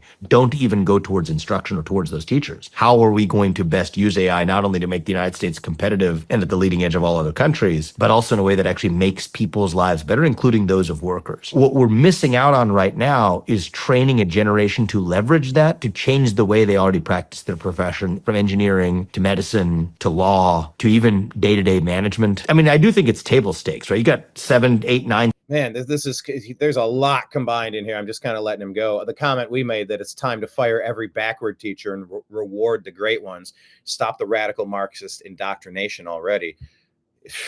If you haven't been in a school lately, man, talk about American flags hanging up. They got every flag but the American flag hanging up in a lot of these classrooms. They are poisoning the brains of the kids. And I love what Vivek said there about physical fitness. We have got to change the diet of the schools. We got to change the food that's being served, and we have to change the physical activity for these people. America needs to be a nation, a fit nation, mentally and physically. In states that are doing it. I'm not saying that can happen with the flip of a switch, but is an aspirational goal. If you want to be a state that people are flocking into rather than out of, I do think that eventually it's going to be table stakes to be zero income tax states, to have states with a low property tax burden, and states that, like Texas today, are closer to being regulatory sandboxes for many industries. I would love to lead Ohio. There you go. You see how Instagram does that? It just rolls right into the next thing. JD Vance. This was an interesting look. You can dislike what people say sometimes, but you have to understand what the left has been doing for 3 decades. It's about scalping. They want to take a scalp off of somebody, hold it up and put it on their mantle and be proud that I ruined a life today. I destroyed somebody. I'm fighting fascism. It's cancel culture. And all it begets is more cancel culture. Eventually, you run out of witches to burn at the stake, and they point their finger at you. And so when JD stood up to defend big balls, I love this big balls story. This big balls story. It's relevant. It's relevant for a lot of reasons. Vance's Here's Louder with Crowder, Steven Crowder. Wife is Indian. And he commented on this, said, here's my view. I obviously disagree with some of Velez's posts, but I don't think stupid social media activity should ruin a kid's life. We shouldn't reward journalists who try to destroy people ever. So I say bring him back. If he's a bad dude or a terrible member of the team, fire him for that. And then there was actually a Democrat, Ro Khanna, not to be confused with Hirono, who's just as bad. This person responded, are you going to tell him to apologize for saying normalize Indian hate before this rehire? Just asking for the sake of both of our kids. Oh, somebody, Vance responded, I don't think that it could have been done more superbly. He said, for the sake of both of our kids, grow up. Racist trolls on the internet, while offensive, don't threaten my kids. You know what does? A culture that denies grace to people who make mistakes. A culture that encourages congressmen to act like whiny children. I don't worry about my kids making mistakes or developing views they later regret. I don't even worry that much about trolls on the internet. You know what I do worry about, Ro? That they'll grow up to be a U.S. congressman who engages in emotional blackmail over a kid's social media posts. You disgust me. I'm just asking for the sake of both of our kids, because I want to set it up with, well, hold on a second. Come on, you don't want to destroy someone's... Oh, so you don't care about our kids. But if you say, just grow up. You're a whiny fake offended disgust. Oh, why do you have to call me whiny? I didn't want him to call me why? Shut up. Just shut up. Just shut up. Just grow up. No one cares. Someone posted something on social. Okay, who cares? JD Vance's. It was actually more important than we realized, and I've really come to understand just how important defending this kid is. If you're going to take away the ability for anyone to hold a job who said or thought something differently at 15 than they did at 20, different at 20 than they did at 25, you're not going to be left with much. And it's been the cancel culture freak out that's caused so many people to clam up, go inside their shells, and allow the craziness to just keep getting louder and louder because they don't want to stick their head up and get weed whacked. Well, when you're pushed into a corner, there's nowhere else to go but out. Talk about pushing a corner. What is going on in Arizona?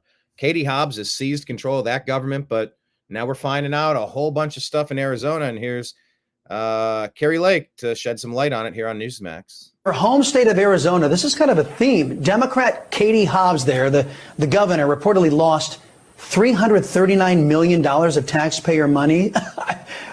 I mean, to me, this is just Democrats' callous disregard for hardworking taxpayers' money. How on earth did this happen? Well, this is what happens when somebody who shouldn't be in the office ends up in the office. And we could go on and on about why and how she ended up there. But the bottom line is she's there. She's incompetent. And it looks like they've overspent. And we are very close to having big parts of our state have to start shutting down because somehow, oops, surprise, overnight they've said, wow, we're about $350 million is missing, gone. We can't account for it. Maybe it was overspent. And we're going to start watching really critical services that poor people and many people depend on are going to not be funded. And, this is what happens when somebody who shouldn't be sitting in the office ends up there. They got a big problem on their hands. We're looking at her. She's sitting right there in that video that we just saw. She's done screwed up, as they say. And we got a big problem on our hands. And now they're telling us there's about $340 million that is missing, gone, or overspent. I have a feeling if that's what they're telling us, it's worse than that. Now, that is a fair assumption, I think. Katie Hobbs is the ultimate fence post turtle. Discussed this on yesterday's TNAM AM show. By the way, please hit like, please hit subscribe. If you'd like to support the show, we're on patreon.com/thenewamericanmedia or Venmo at Brian Engelman if you'd like to help. PayPal at Fuzz Installment and Cash App, $ Brian Engelman. Katie Hobbs is a fence post turtle. She didn't get up there by herself. She doesn't belong up there. She doesn't know what to do while she's up there, and you just want to help get her down. Katie Hobbs, the fence post turtle. Here's Ron Paul. He was right about everything 20 years ago, and now the rumors are growing that he might work with DOGE to audit the Federal Reserve / remove the Federal Reserve. We didn't used to have this private banking cartel. They're not a federal agency. In 1913, the creature from Jekyll Island began, and the value of our dollar has been stolen from us by about 98% at this point. And spending. You say that you would eliminate the IRS, the CIA, the Federal Reserve, the Department of Homeland Security, Medicare. I know that you used to want to end. He's being laughed at up there, but who's laughing now? The FBI. I'm not sure whether you still support that idea, sir. Perhaps you can tell us. But if you get rid of the CIA, let alone the FBI, how would President Paul have any idea, any intelligence of what our enemies, foreign and domestic, are up to? Well, you might ask a better question. By the way, Chris Wallace, the guy who came out in the 2020 debates and lied, the 2020 Biden and Trump debate, lied about President Trump calling Nazis fine people, drinking bleach. He used the fine people hoax. I think it was the fine people hoax. I was confusing my hoaxes. To kneecap the person to stop the deep state puppet Joe Biden from seizing control. This Chris Wallace punk goes out there and lies about the fine people hoax. Always been a deep state asset, and you should have always had more scrutiny for Fox News. Before 9/11, we were spending $40 billion a year. And the FBI was producing numerous information about people being trained on airplanes to fly them but not land them. And they totally ignored them. So it's the inefficiency of the bureaucracy that is the problem. So increasing this with the Department of Homeland Security and spending more money doesn't solve the problem. Yes, we have every right in the world to know something about intelligence gathering, but we have to have intelligent people interpreting this information. But you know, just going for increasing presidential powers, as been discussed, is rather disturbing to me. This whole idea that we're supposed to sacrifice liberty for security, we were advised against that. Don't we remember that when you sacrifice liberty for security, you lose both? That's what's happening in this country today. We have a national ID card on our doorsteps. It's being taxes and bravo. Freaking bravo. This is exactly what I was telling you about. Breitbart, fact check. Chris Wallace and Joe Biden repeat a Charlottesville very fine people hoax at the presidential debate. Both moderator Chris Wallace and Democrat nominee Joe Biden claimed that President Trump said in response to riots in Charlottesville 2017 that neo-Nazis were very fine people.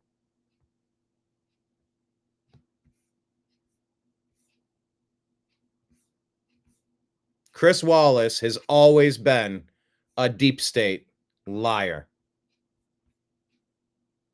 And you should probably be a little bit more. Wait, how do I share this screen now? Oh, there we go. I got to share this tab instead. Always consider him to be suspect. Ron Paul was right again. Gentry Geevers. I forgot where he's with. I don't know where he's with. I just keep seeing his stuff and sharing his stuff. He reminds us that they hired 87,000 IRS agents to audit your $600 Venmo transactions. But God forbid that they get audited. Yeah, God forbid they get audited. Steve, I'd like you to say a couple. Here's the patriotic babe sharing this. White House Deputy Chief of Staff Stephen Miller providing an update on the southern border. This is at a Trump press conference. A couple of words about it. Yes, well, as you know, Mr. President, since you issued your day one executive orders, border crossings are down approximately 95%. You talk to agents on the line. In their entire careers, they've never seen crossing days as low as what they're experiencing right now. The cartels, in fact, are enormously frustrated because they've never seen a clampdown like this before in American history. There are people who were working at Border Patrol back when it was INS in the 80s and 90s. They've never seen a day like this. That's because you've mobilized the 10th Mounted Division, the Marines, the entire U.S. military. They're erecting physical miles of barrier, temporary and ultimately permanent, every single day. You have all of your border agents pushed to the front line. They're not doing the humanitarian processing, quote unquote, that Biden was doing. They're doing law enforcement and national security. They're interdicting weapons and drugs. They're interdicting violent, high-threat criminals. And the U.S. military is repatriating illegal immigrants at a pace and a skill that has never occurred before in American history. And those who are committing human trafficking and child trafficking are being prosecuted for felony offenses, and they'll be doing hard time in jail. There's never been a lockdown like what you have implemented through your orders and vision since you took the oath of office. Steve, I'd like you to say a couple of words about it. So much winning. So much winning. All right, let's do so much winning button.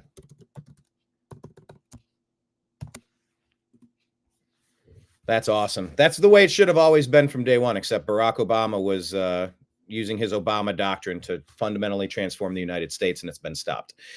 Here's a meme with Jim from The Office. If you're more upset at Trump and Elon for exposing the fraud in USAID than the fraud itself, you're on the wrong team. Bull Moose American. Imagine groveling before a government apparatus that has systemically plundered and slaughtered millions in the name of democracy and freedom. We will never forget the fascist tendencies flaunted by both the Democrat establishment and the Republican old guard. From George W. Bush and Dick Cheney's war crimes to Barack Obama's drone strikes and surveillance state expansions to the Clintons' political machinations and shady dealings, not to mention the egregious behaviors of associates like Jeffrey Epstein, Harvey Weinstein, and even Sean Diddy Combs. We are intertwined in a dark, corrupt cabal that spans across administrations, perpetuating a cycle of oppression, exploitation, and moral decay. This isn't about left or right. It's about recognizing the pervasive rot at the highest levels of power. That's from Bull Moose American. Well said. Next. Where's this one? It's kind of Not going to load. Communism survivor. Here we go. So breaking, the Senate just voted. This was yesterday. 52-46 to invoke cloture and activate Tulsi Gabbard's confirmation vote. Based on this vote, she's 100% confirmed. Any moment now, we'll have our new director of national intelligence. So I guess they have 30 hours until that kicks. I think he explains it here. Let's listen. Invoking cloture for Tulsi Gabbard. That means that she's officially on the clock. If all 30 hours are used, we'll be voting on her about 12:30 Wednesday morning, in other words, midnight. If the Democrats give back time, which I think they will, we'll probably vote on her around 7 o'clock tomorrow, and then she'll be the director of national intelligence. Good thing. We need to get her in place. Then we'll immediately invoke cloture on Bobby Kennedy, and that'll put him on the clock. If they fight that all the way through, we'll once again vote on him like Thursday at 2 o'clock in the morning. Depends on what time it is. This is all, every time we vote, it's a 30-hour soak. Keep in mind, if it's a director, it's only 2 hours. So we've got 5 people we need to confirm this week, depending on if the Democrats want to play games with us or not. If they want to leave Thursday night, we're willing to stay here and work. But we've got some important people to put in place this week. We hopefully will get all 5 of them taken care of. Hey, guys. Yeah, there's a lot of important people to put in place this week. It's time to get going. They are stalling as much as they can, and it's our job to just keep going. Pedal to the metal. If you keep moving, you're not going to be able to let them drag any of these things down in the muck and the mire. Just full steam ahead. Classical Liberty putting out here, the federal government has been actively assisting and financing illegal immigration since 2021. There's FEMA, Homeland Security, announcing $380 million in additional funding to communities receiving migrants. FEMA awarding $110 million to emergency food and shelter programs to assist migrants. FEMA, Department of Homeland Security, announcing more than $77 million in congressional funding for communities receiving migrants. Politico, New York City, to get $104.6 million from FEMA from asylum seekers. You've been paying for your country to be invaded, people. Here are the articles. Take a look at Classical Liberty. Pure insanity. So here's Tulsi Gabbard getting enough votes. The yeas are 52, the nays are 46. The motion is agreed to.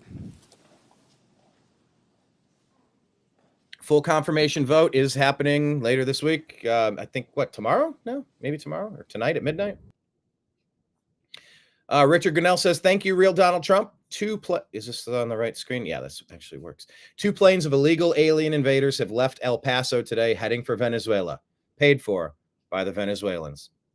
Here, Insider Paper says, Google has changed the name of the Gulf of Mexico to Gulf of America for U.S. users. Wait, for U.S. users? Why isn't it for all users? That should be for all users. If you look at it, that Gulf of America, you see where the kind of like the drop off. There's only like that much water. The rest of this could just be a big lake. Imagine if that were just a lake. You could dig some holes and fill up some water and start storing some water in different places, different reservoirs, different cisterns. Just looking at that differently. Imagine if all of this were connected and that were just a big lake right in the middle in these outer areas. If Texas was expanded around, if Florida was expanded down. Most of the maps show you the opposite. If the ice caps are melting and then the sea level rises and Florida disappears. But you say all hell is. Here's Trump just maybe explaining what does he mean if all hell is going to break loose in Gaza if all hostages are not freed by Saturday at noon. Going to break loose. Are you speaking about retaliation from? You'll find out, and they'll find out too. Hamas will find out what I mean. Mr. President, they're going to find out what I mean. These are sick people, and they'll find out what I mean Saturday at 12 and 12. But no involvement. You say all. There you go. Saturday at 12. Google making other changes, officially moving Pride Month from its calendar app. Don't worry, no one on the Republic. Oh, geez, what is this? Roz alerts 76-year-old Democratic Congressman John Larson suffers a medical episode while speaking on the House floor, freezing for nearly a minute. Republican side in the House and Senate, who control both the House and Senate, is going to speak up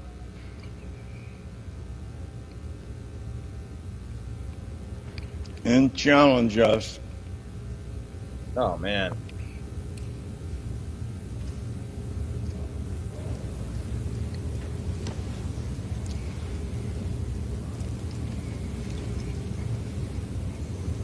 But we need to protect Americans' privacy and their social security.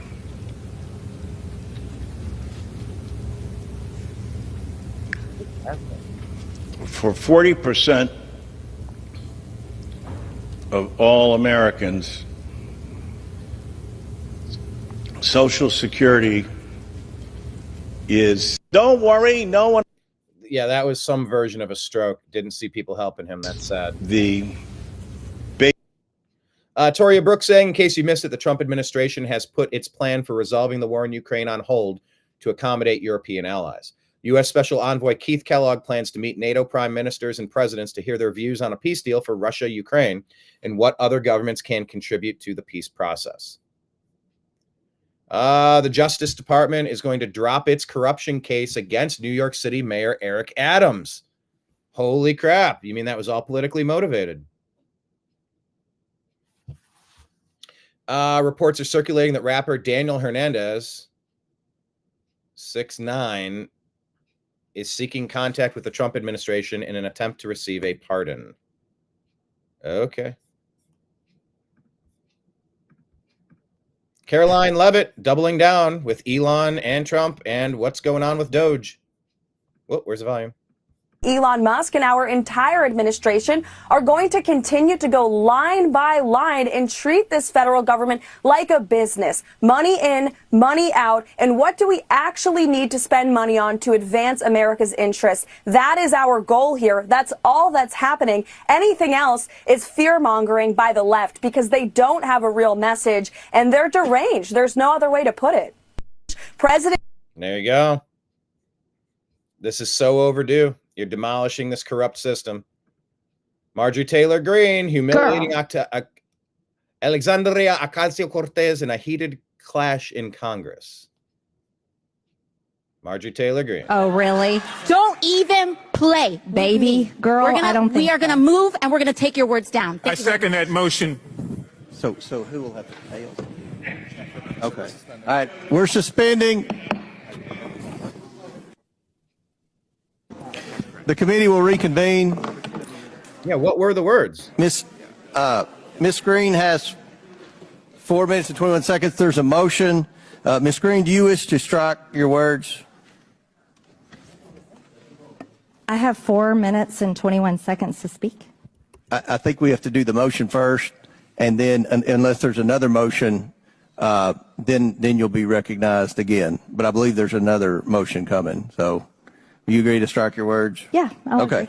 Ms. Greene agrees to strike her words. I believe she apologized. No. Perry, okay, hold on. Then after Mr. Perry's going to be recognized, then Ms. Greene I'm not apologizing. Well, then okay, reserve the right to object. I am not apologizing. Now let's go. Come on, guys. Why don't you debate me? Mr. Chairman, the minority. It's self-evident. You're not. Yeah, you're not. You don't have enough intelligence. Chair recognizes Mr. Perry. Okay, move to strike the. I move to strike the lady's words. I move to strike the lady's words again. That's 2 requests to strike. That's 2 requests to strike. Oh, they cannot take the words. There's another motion to strike her words again. Please. All right, okay, here's the correct priority. Ms. Greene, do you agree to unanimous consent to strike your words? I repeat again for the second time. Yes, I'll strike my words, but I'm not apologizing. Without objection. Without objection. Girl. Oh, really? Don't even play, baby girl. We are gonna move, and we're. Was it baby girl? I don't know. Catfight. Yeah, I'd rather see a debate. I like how Marjorie Taylor. She's like, all right, enough of this stuff. Can we actually just have a debate? That's what I'm here for. New York Post reporting that at least 1 is dead after 2 jets have collided on a runway in Scottsdale Airport in Arizona. Man, we got to get this air traffic control thing under control. Not good. Joey Manorino talking about 53 Republican senators right now. Donald Trump and the confirmation process. What's up? And I'm curious about your take on this, Joey, because you talked about Tulsi Gabbard. So now you have RFK Jr. and you have Kash Patel in this mix. What do you think about both of their pushes? Do they get through? I think think they're going to get through. The bottom line is this. We have 53 Republican senators. When Donald Trump won that mandate in November, it was for people like RFK, people like Tulsi Gabbard, people like Kash Patel. We said no more of the same old story that we have had for the past decades in Washington, D.C. So if these 53 Republican senators can't get it together, they need to be nowhere near those seats because we voted for this. This is what Make America Great Again is about. And if they can't get with the program, it's time to pack it up and get out of there. Joey Manorino, Nicole Parker, thank you both. And coming up more. 53 senators, get it figured out. And anybody that's going to stand in the way, you need to be primaried. You need to be removed. Okay. Yeah, Brian, go ahead. Good to see you. Real America's Voice, talking to Brian. Good name, Brian Glenn. The latest CBS poll has your approval ratings at an all-time high, despite all these controversial subjects and executive orders that you're doing. I want to get your thoughts on that, how you've really connected to mainstream America. Yeah, I have high approval ratings because I'm using common sense, whether it's getting men out of women's sports. I mean, have you seen what goes on with the boxers and with the weightlifters and with the swimmers and everything? It's so ridiculous. And I think it's a 90% issue. And, the amazing thing, the Democrats are still fighting for it. It's crazy. It's crazy. I think we should go to Congress also, have that cemented and, make it indelible. But it's, to me, it's all common sense. Who wants an open border where prisons are dumped into our country, where prisoners are let into our country, many of whom are murderers, many of whom murdered far more than one person, and they're now roaming our country. Who wants that? I mean, it's terrible. Steve, I'd like you to say a couple of words about it. Yes, well, as you know, Steve, this is where we picked up that segment earlier, where he gave us an update on what was happening. We did share this one already as well from a different post, the same clip from Caroline Leavitt and that bald lady.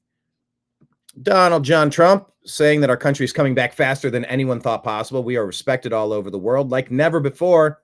Enjoy. I am enjoying it. Was this the same clip? We share things and they all kind of show up in the order in which we find them. Not sure if this is the same clip or not, but let's hear this take. This is from Conservative Core. Just leave it to Joe Rogan to explain why the Democrats are protesting Elon so hard. Watch this. I guarantee it's organized by the same people that are going to lose a shitload of money based on all these discoveries at DOGE. If you look at what DOGE is uncovering, what they're uncovering with this USAID stuff, a lot of that stuff was organizing through NGOs protests. They organized the attempt at getting Trump impeached. I thought you were going to say killed. They organized the impeachment. That's come out. They also USAID spent $50 million on the lab that invented coronavirus. Right. Yeah, there's a lot of money involved in this not working. We all want to think protests like the 1960s. Yeah, fight the war, man. It's like organic, like peace, love, and hippie shit. But that's not what this is. What this is organized, funded protests. Just leave it to Joe Rogan to explain why the Democrats are protesting. Yeah, okay. Next. You can't make this up, talking about federal spending. Where did our money go? This is from DOGE official. Not $1.3 million. We sent $1.3 billion in checks to dead people. Those aren't my numbers. Those numbers come from the Office of Management and Budget. That's just 1 year. Not only is the federal government sending checks to dead people, those checks are being cashed. Now, I have heard, Mr. President, of dead people voting, but cashing the checks, you don't have to be God's perfect idiot to realize that there's fraud happening with respect to all this money. Not $1.3 million. We sent $1.3 billion in checks to dead people. Those aren't my numbers. That's nuts. How are these checks getting cashed? This is Derek in Dakota saying American taxpayers, when they realized their hard-earned money didn't build roads, it went to dead people, terrorists, Hollywood stars, migrants, globalists, and politicians. This robbery has led to Americans becoming $26,000 a year more poor. But now DOGE's savings and Trump's policies are set to make Americans up to $6,000 a year richer. Just like the story of Pharaoh's dream in the Bible, you must take advantage of the next 4 years to provide well for your family. What is this? Okay, this is now a pitch for something. Okay, got it. So the trailer's up here, and like I told you guys, this is Sean Hendricks out there in North Carolina talking about FEMA. He's on the ground in front of the tents. Migrants are getting 5-star hotels, and Americans are being treated like this. I'm not putting anybody on camera, but what an amazing family. The boys are just such a joy to be around. And I want you to see why they would rather live up here than anywhere else. I would rather live in a tarp in this country up here than in any hotel, any city, any camp. They were completely denied by FEMA because they're off grid, since they don't fall into the system of, permits and, all the stuff that cost a fortune to do. FEMA denied all assistance up here.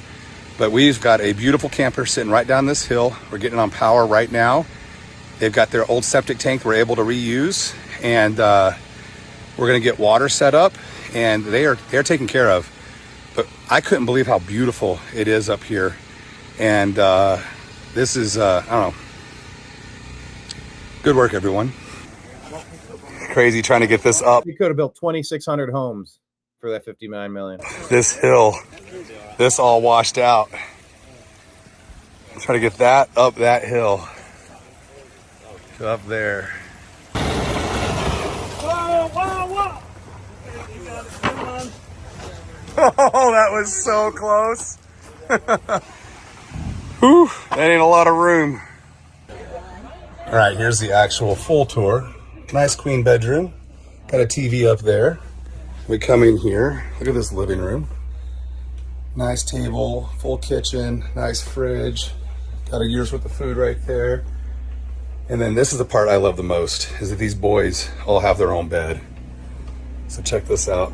Got a bunk bed up here, a bunk bed down there, one up here. They've got the bedspreads already put up. They're wrestlers, right? This is just wrestle. And then we got one more. We're gonna put a mattress down here. That'll be the 4th bed. So all 4 of these boys got a place to sleep at night. They got a little TV right here. This is a huge, massive blessing for this family.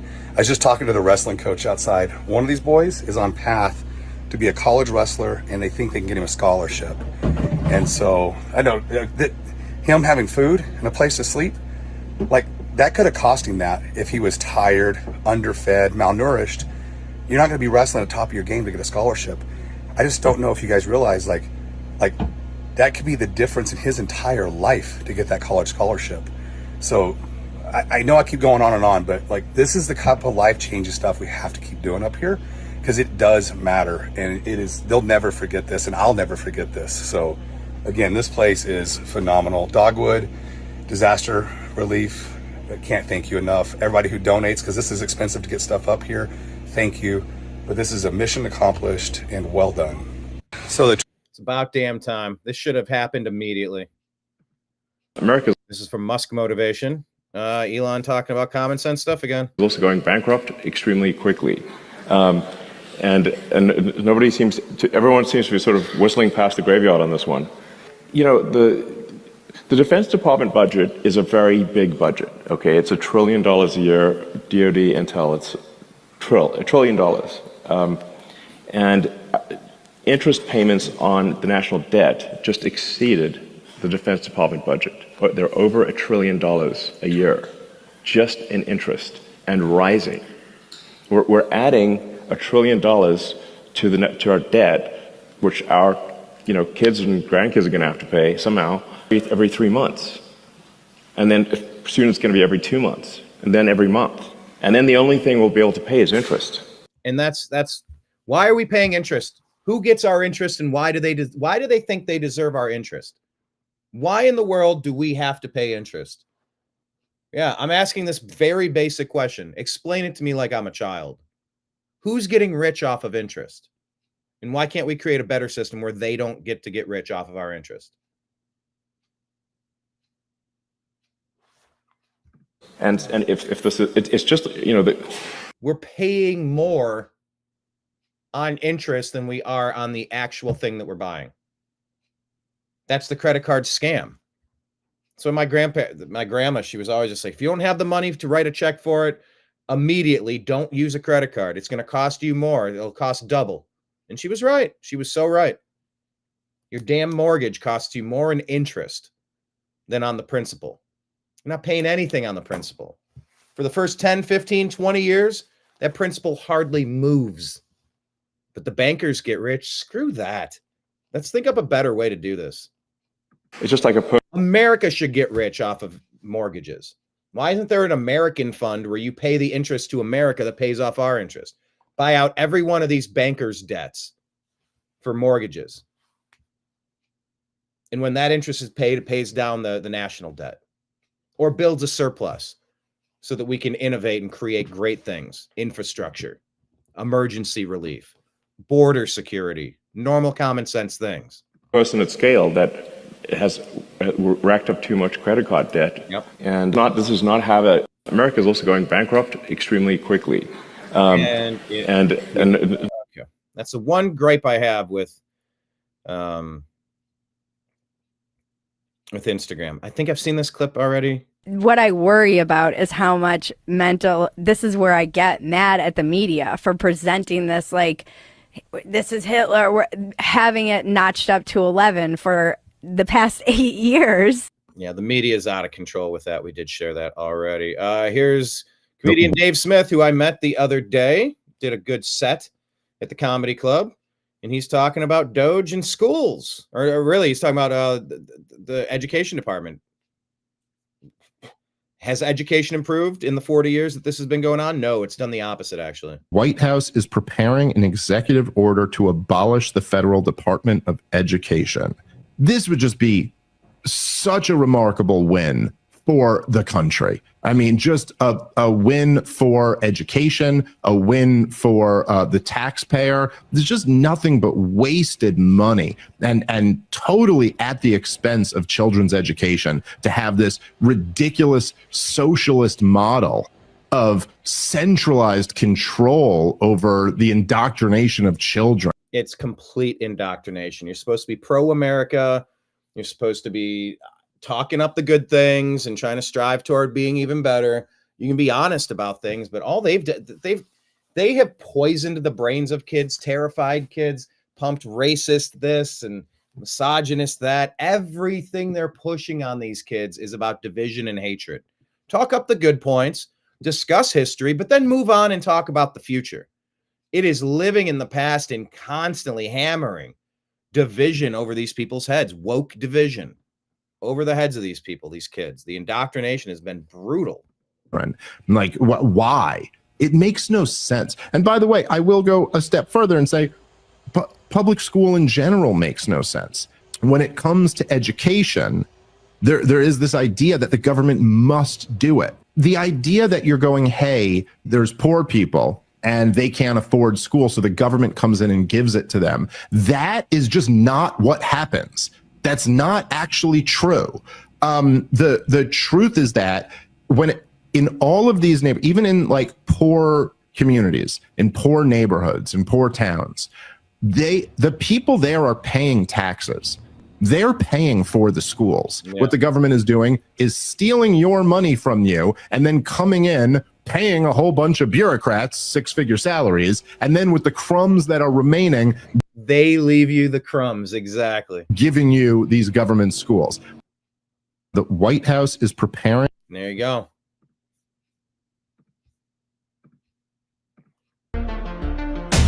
JB Pritzker.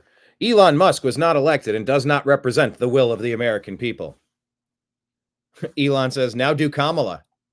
Yeah, nobody voted for her in a primary ever. Not a single vote in the primary. Ended up as vice president. Somehow. Not vice president. She was installed in the coup of 2020 as a fraudulent vice president.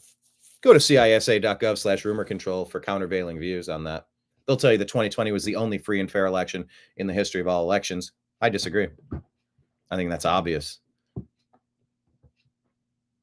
Look at how many fewer votes they had in 2024. Where'd all those people go?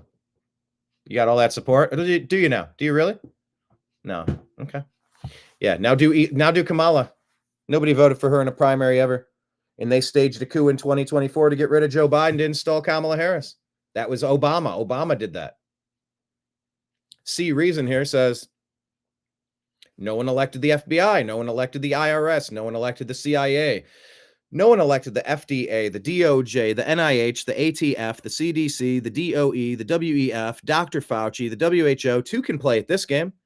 No one voted for Kamala Harris in the primary. No one voted for Anthony Fauci. No one voted for Rachel Levine. No one voted for Sam Britton. No one voted for Bill Gates. No one voted for George Soros. No one voted for Klaus Schwab. And sure as hell, no one voted for the activist judges. Reminder, George Soros was not elected and does not represent the will of the American people. How about that? That's savage, and that's true. Oh, this lady. Ugh. I see her and instantly just cringe. This Crockett person. This shared from the Silent Majority News. Xi Jinping, I mean, like, I don't know what you have to hide. About Xi Jinping? Because we lying, according to y'all. We lying. So prove us to be liars. I will sit here and I will be the first one to say, I apologize. So let's go ahead and do it. Will you do that? I find it rich that the other side of the aisle is suddenly concerned about corruption and ethics. Whenever President Biden just gave his son a 10-year blanket pardon for foreign influence peddling and whatever else he was doing while high on whatever drugs with whatever prostitutes. I also find it rich that all of the sudden the other side has some problem with successful businessmen being involved in politics whenever you guys are the party of George Soros, of Bill and Melinda Gates, of Sheryl Sandberg, of Mackenzie Bezos, of Taylor Swift, of so many other billionaires across the country, as well as every woke, weird pervert in Hollywood. I find this incredibly disingenuous. That's awesome. I think the reality is that well said. The Republican Party under President Trump has a very clear mandate from voters, and you guys don't like it because voters rejected everything you stand for and every policy that you've shoved down the American people's throats over the past 4 years, whether it's over the past 12 of the 16 years. No, over the past 16 years, because you actively subverted the President Trump's first term, fake impeachments, this, that, all the obstruction. And so Trump could have got a lot of this stuff done in term one if you wouldn't have gotten in the way and ran all of these diversionary tactics, including what you did during the COVID time. My God, you weaponized that for damn sure. Open borders, a failing economy, raging inflation, this weird woke stuff that you guys have been shoving down our children's throats. And the voters rejected you and they welcomed our party. So with that, I yield my time, but I find this conversation incredibly rich from the other side. That was awesome. Well said. Breaking this from Neuro Will news. This is how DOGE and Musk knew to investigate USAID.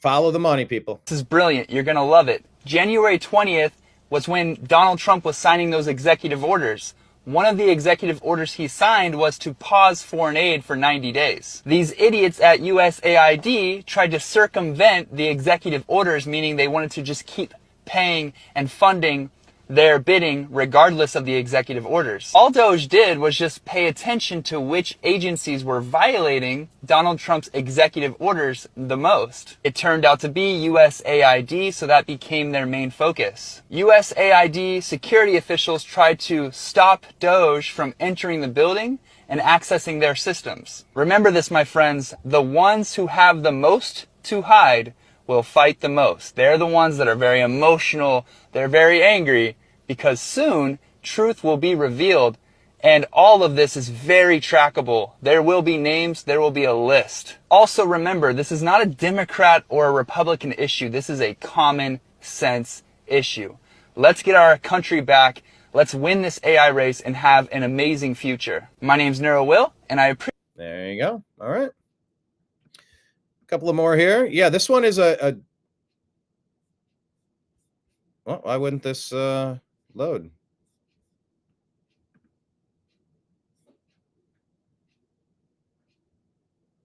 I'm sorry, what just happened?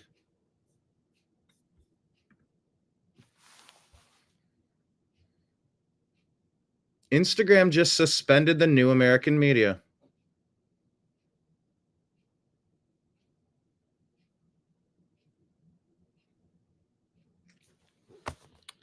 Well, that was something. Look, this is what you get trying to work with meta companies. They're the worst. Suspended our account.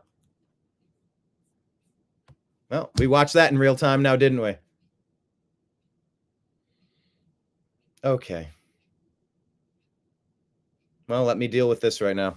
If you appreciate the New American Media and you want to help us fight big tech censorship, we're on patreon.com/the New American Media. We're on Venmo at Brian Engelman, PayPal at Fuzz Installment, Cash App $ Brian Engelman. We have a Facebook and Instagram page, but we just got suspended. Don't know what we did. Wow.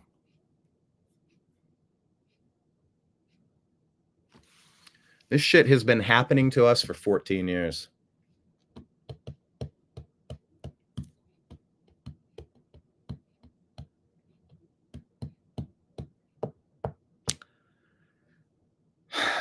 The New American Media is on Rumble. Please subscribe. YouTube, subscribe. They delete our stuff and flag us all the time, too. I'd love to see this list of atrocities committed by the New American Media. I'd love to see this list of atrocities. They have no customer service. They don't have humans you can talk to. You can't even figure out what's going on. And that's why for so often you just kind of throw your hands up and go, fuck it. What am I even doing? What am I doing here? You know, I actually just found a little system that worked pretty well, sharing these stories and then bringing these stories up on the program.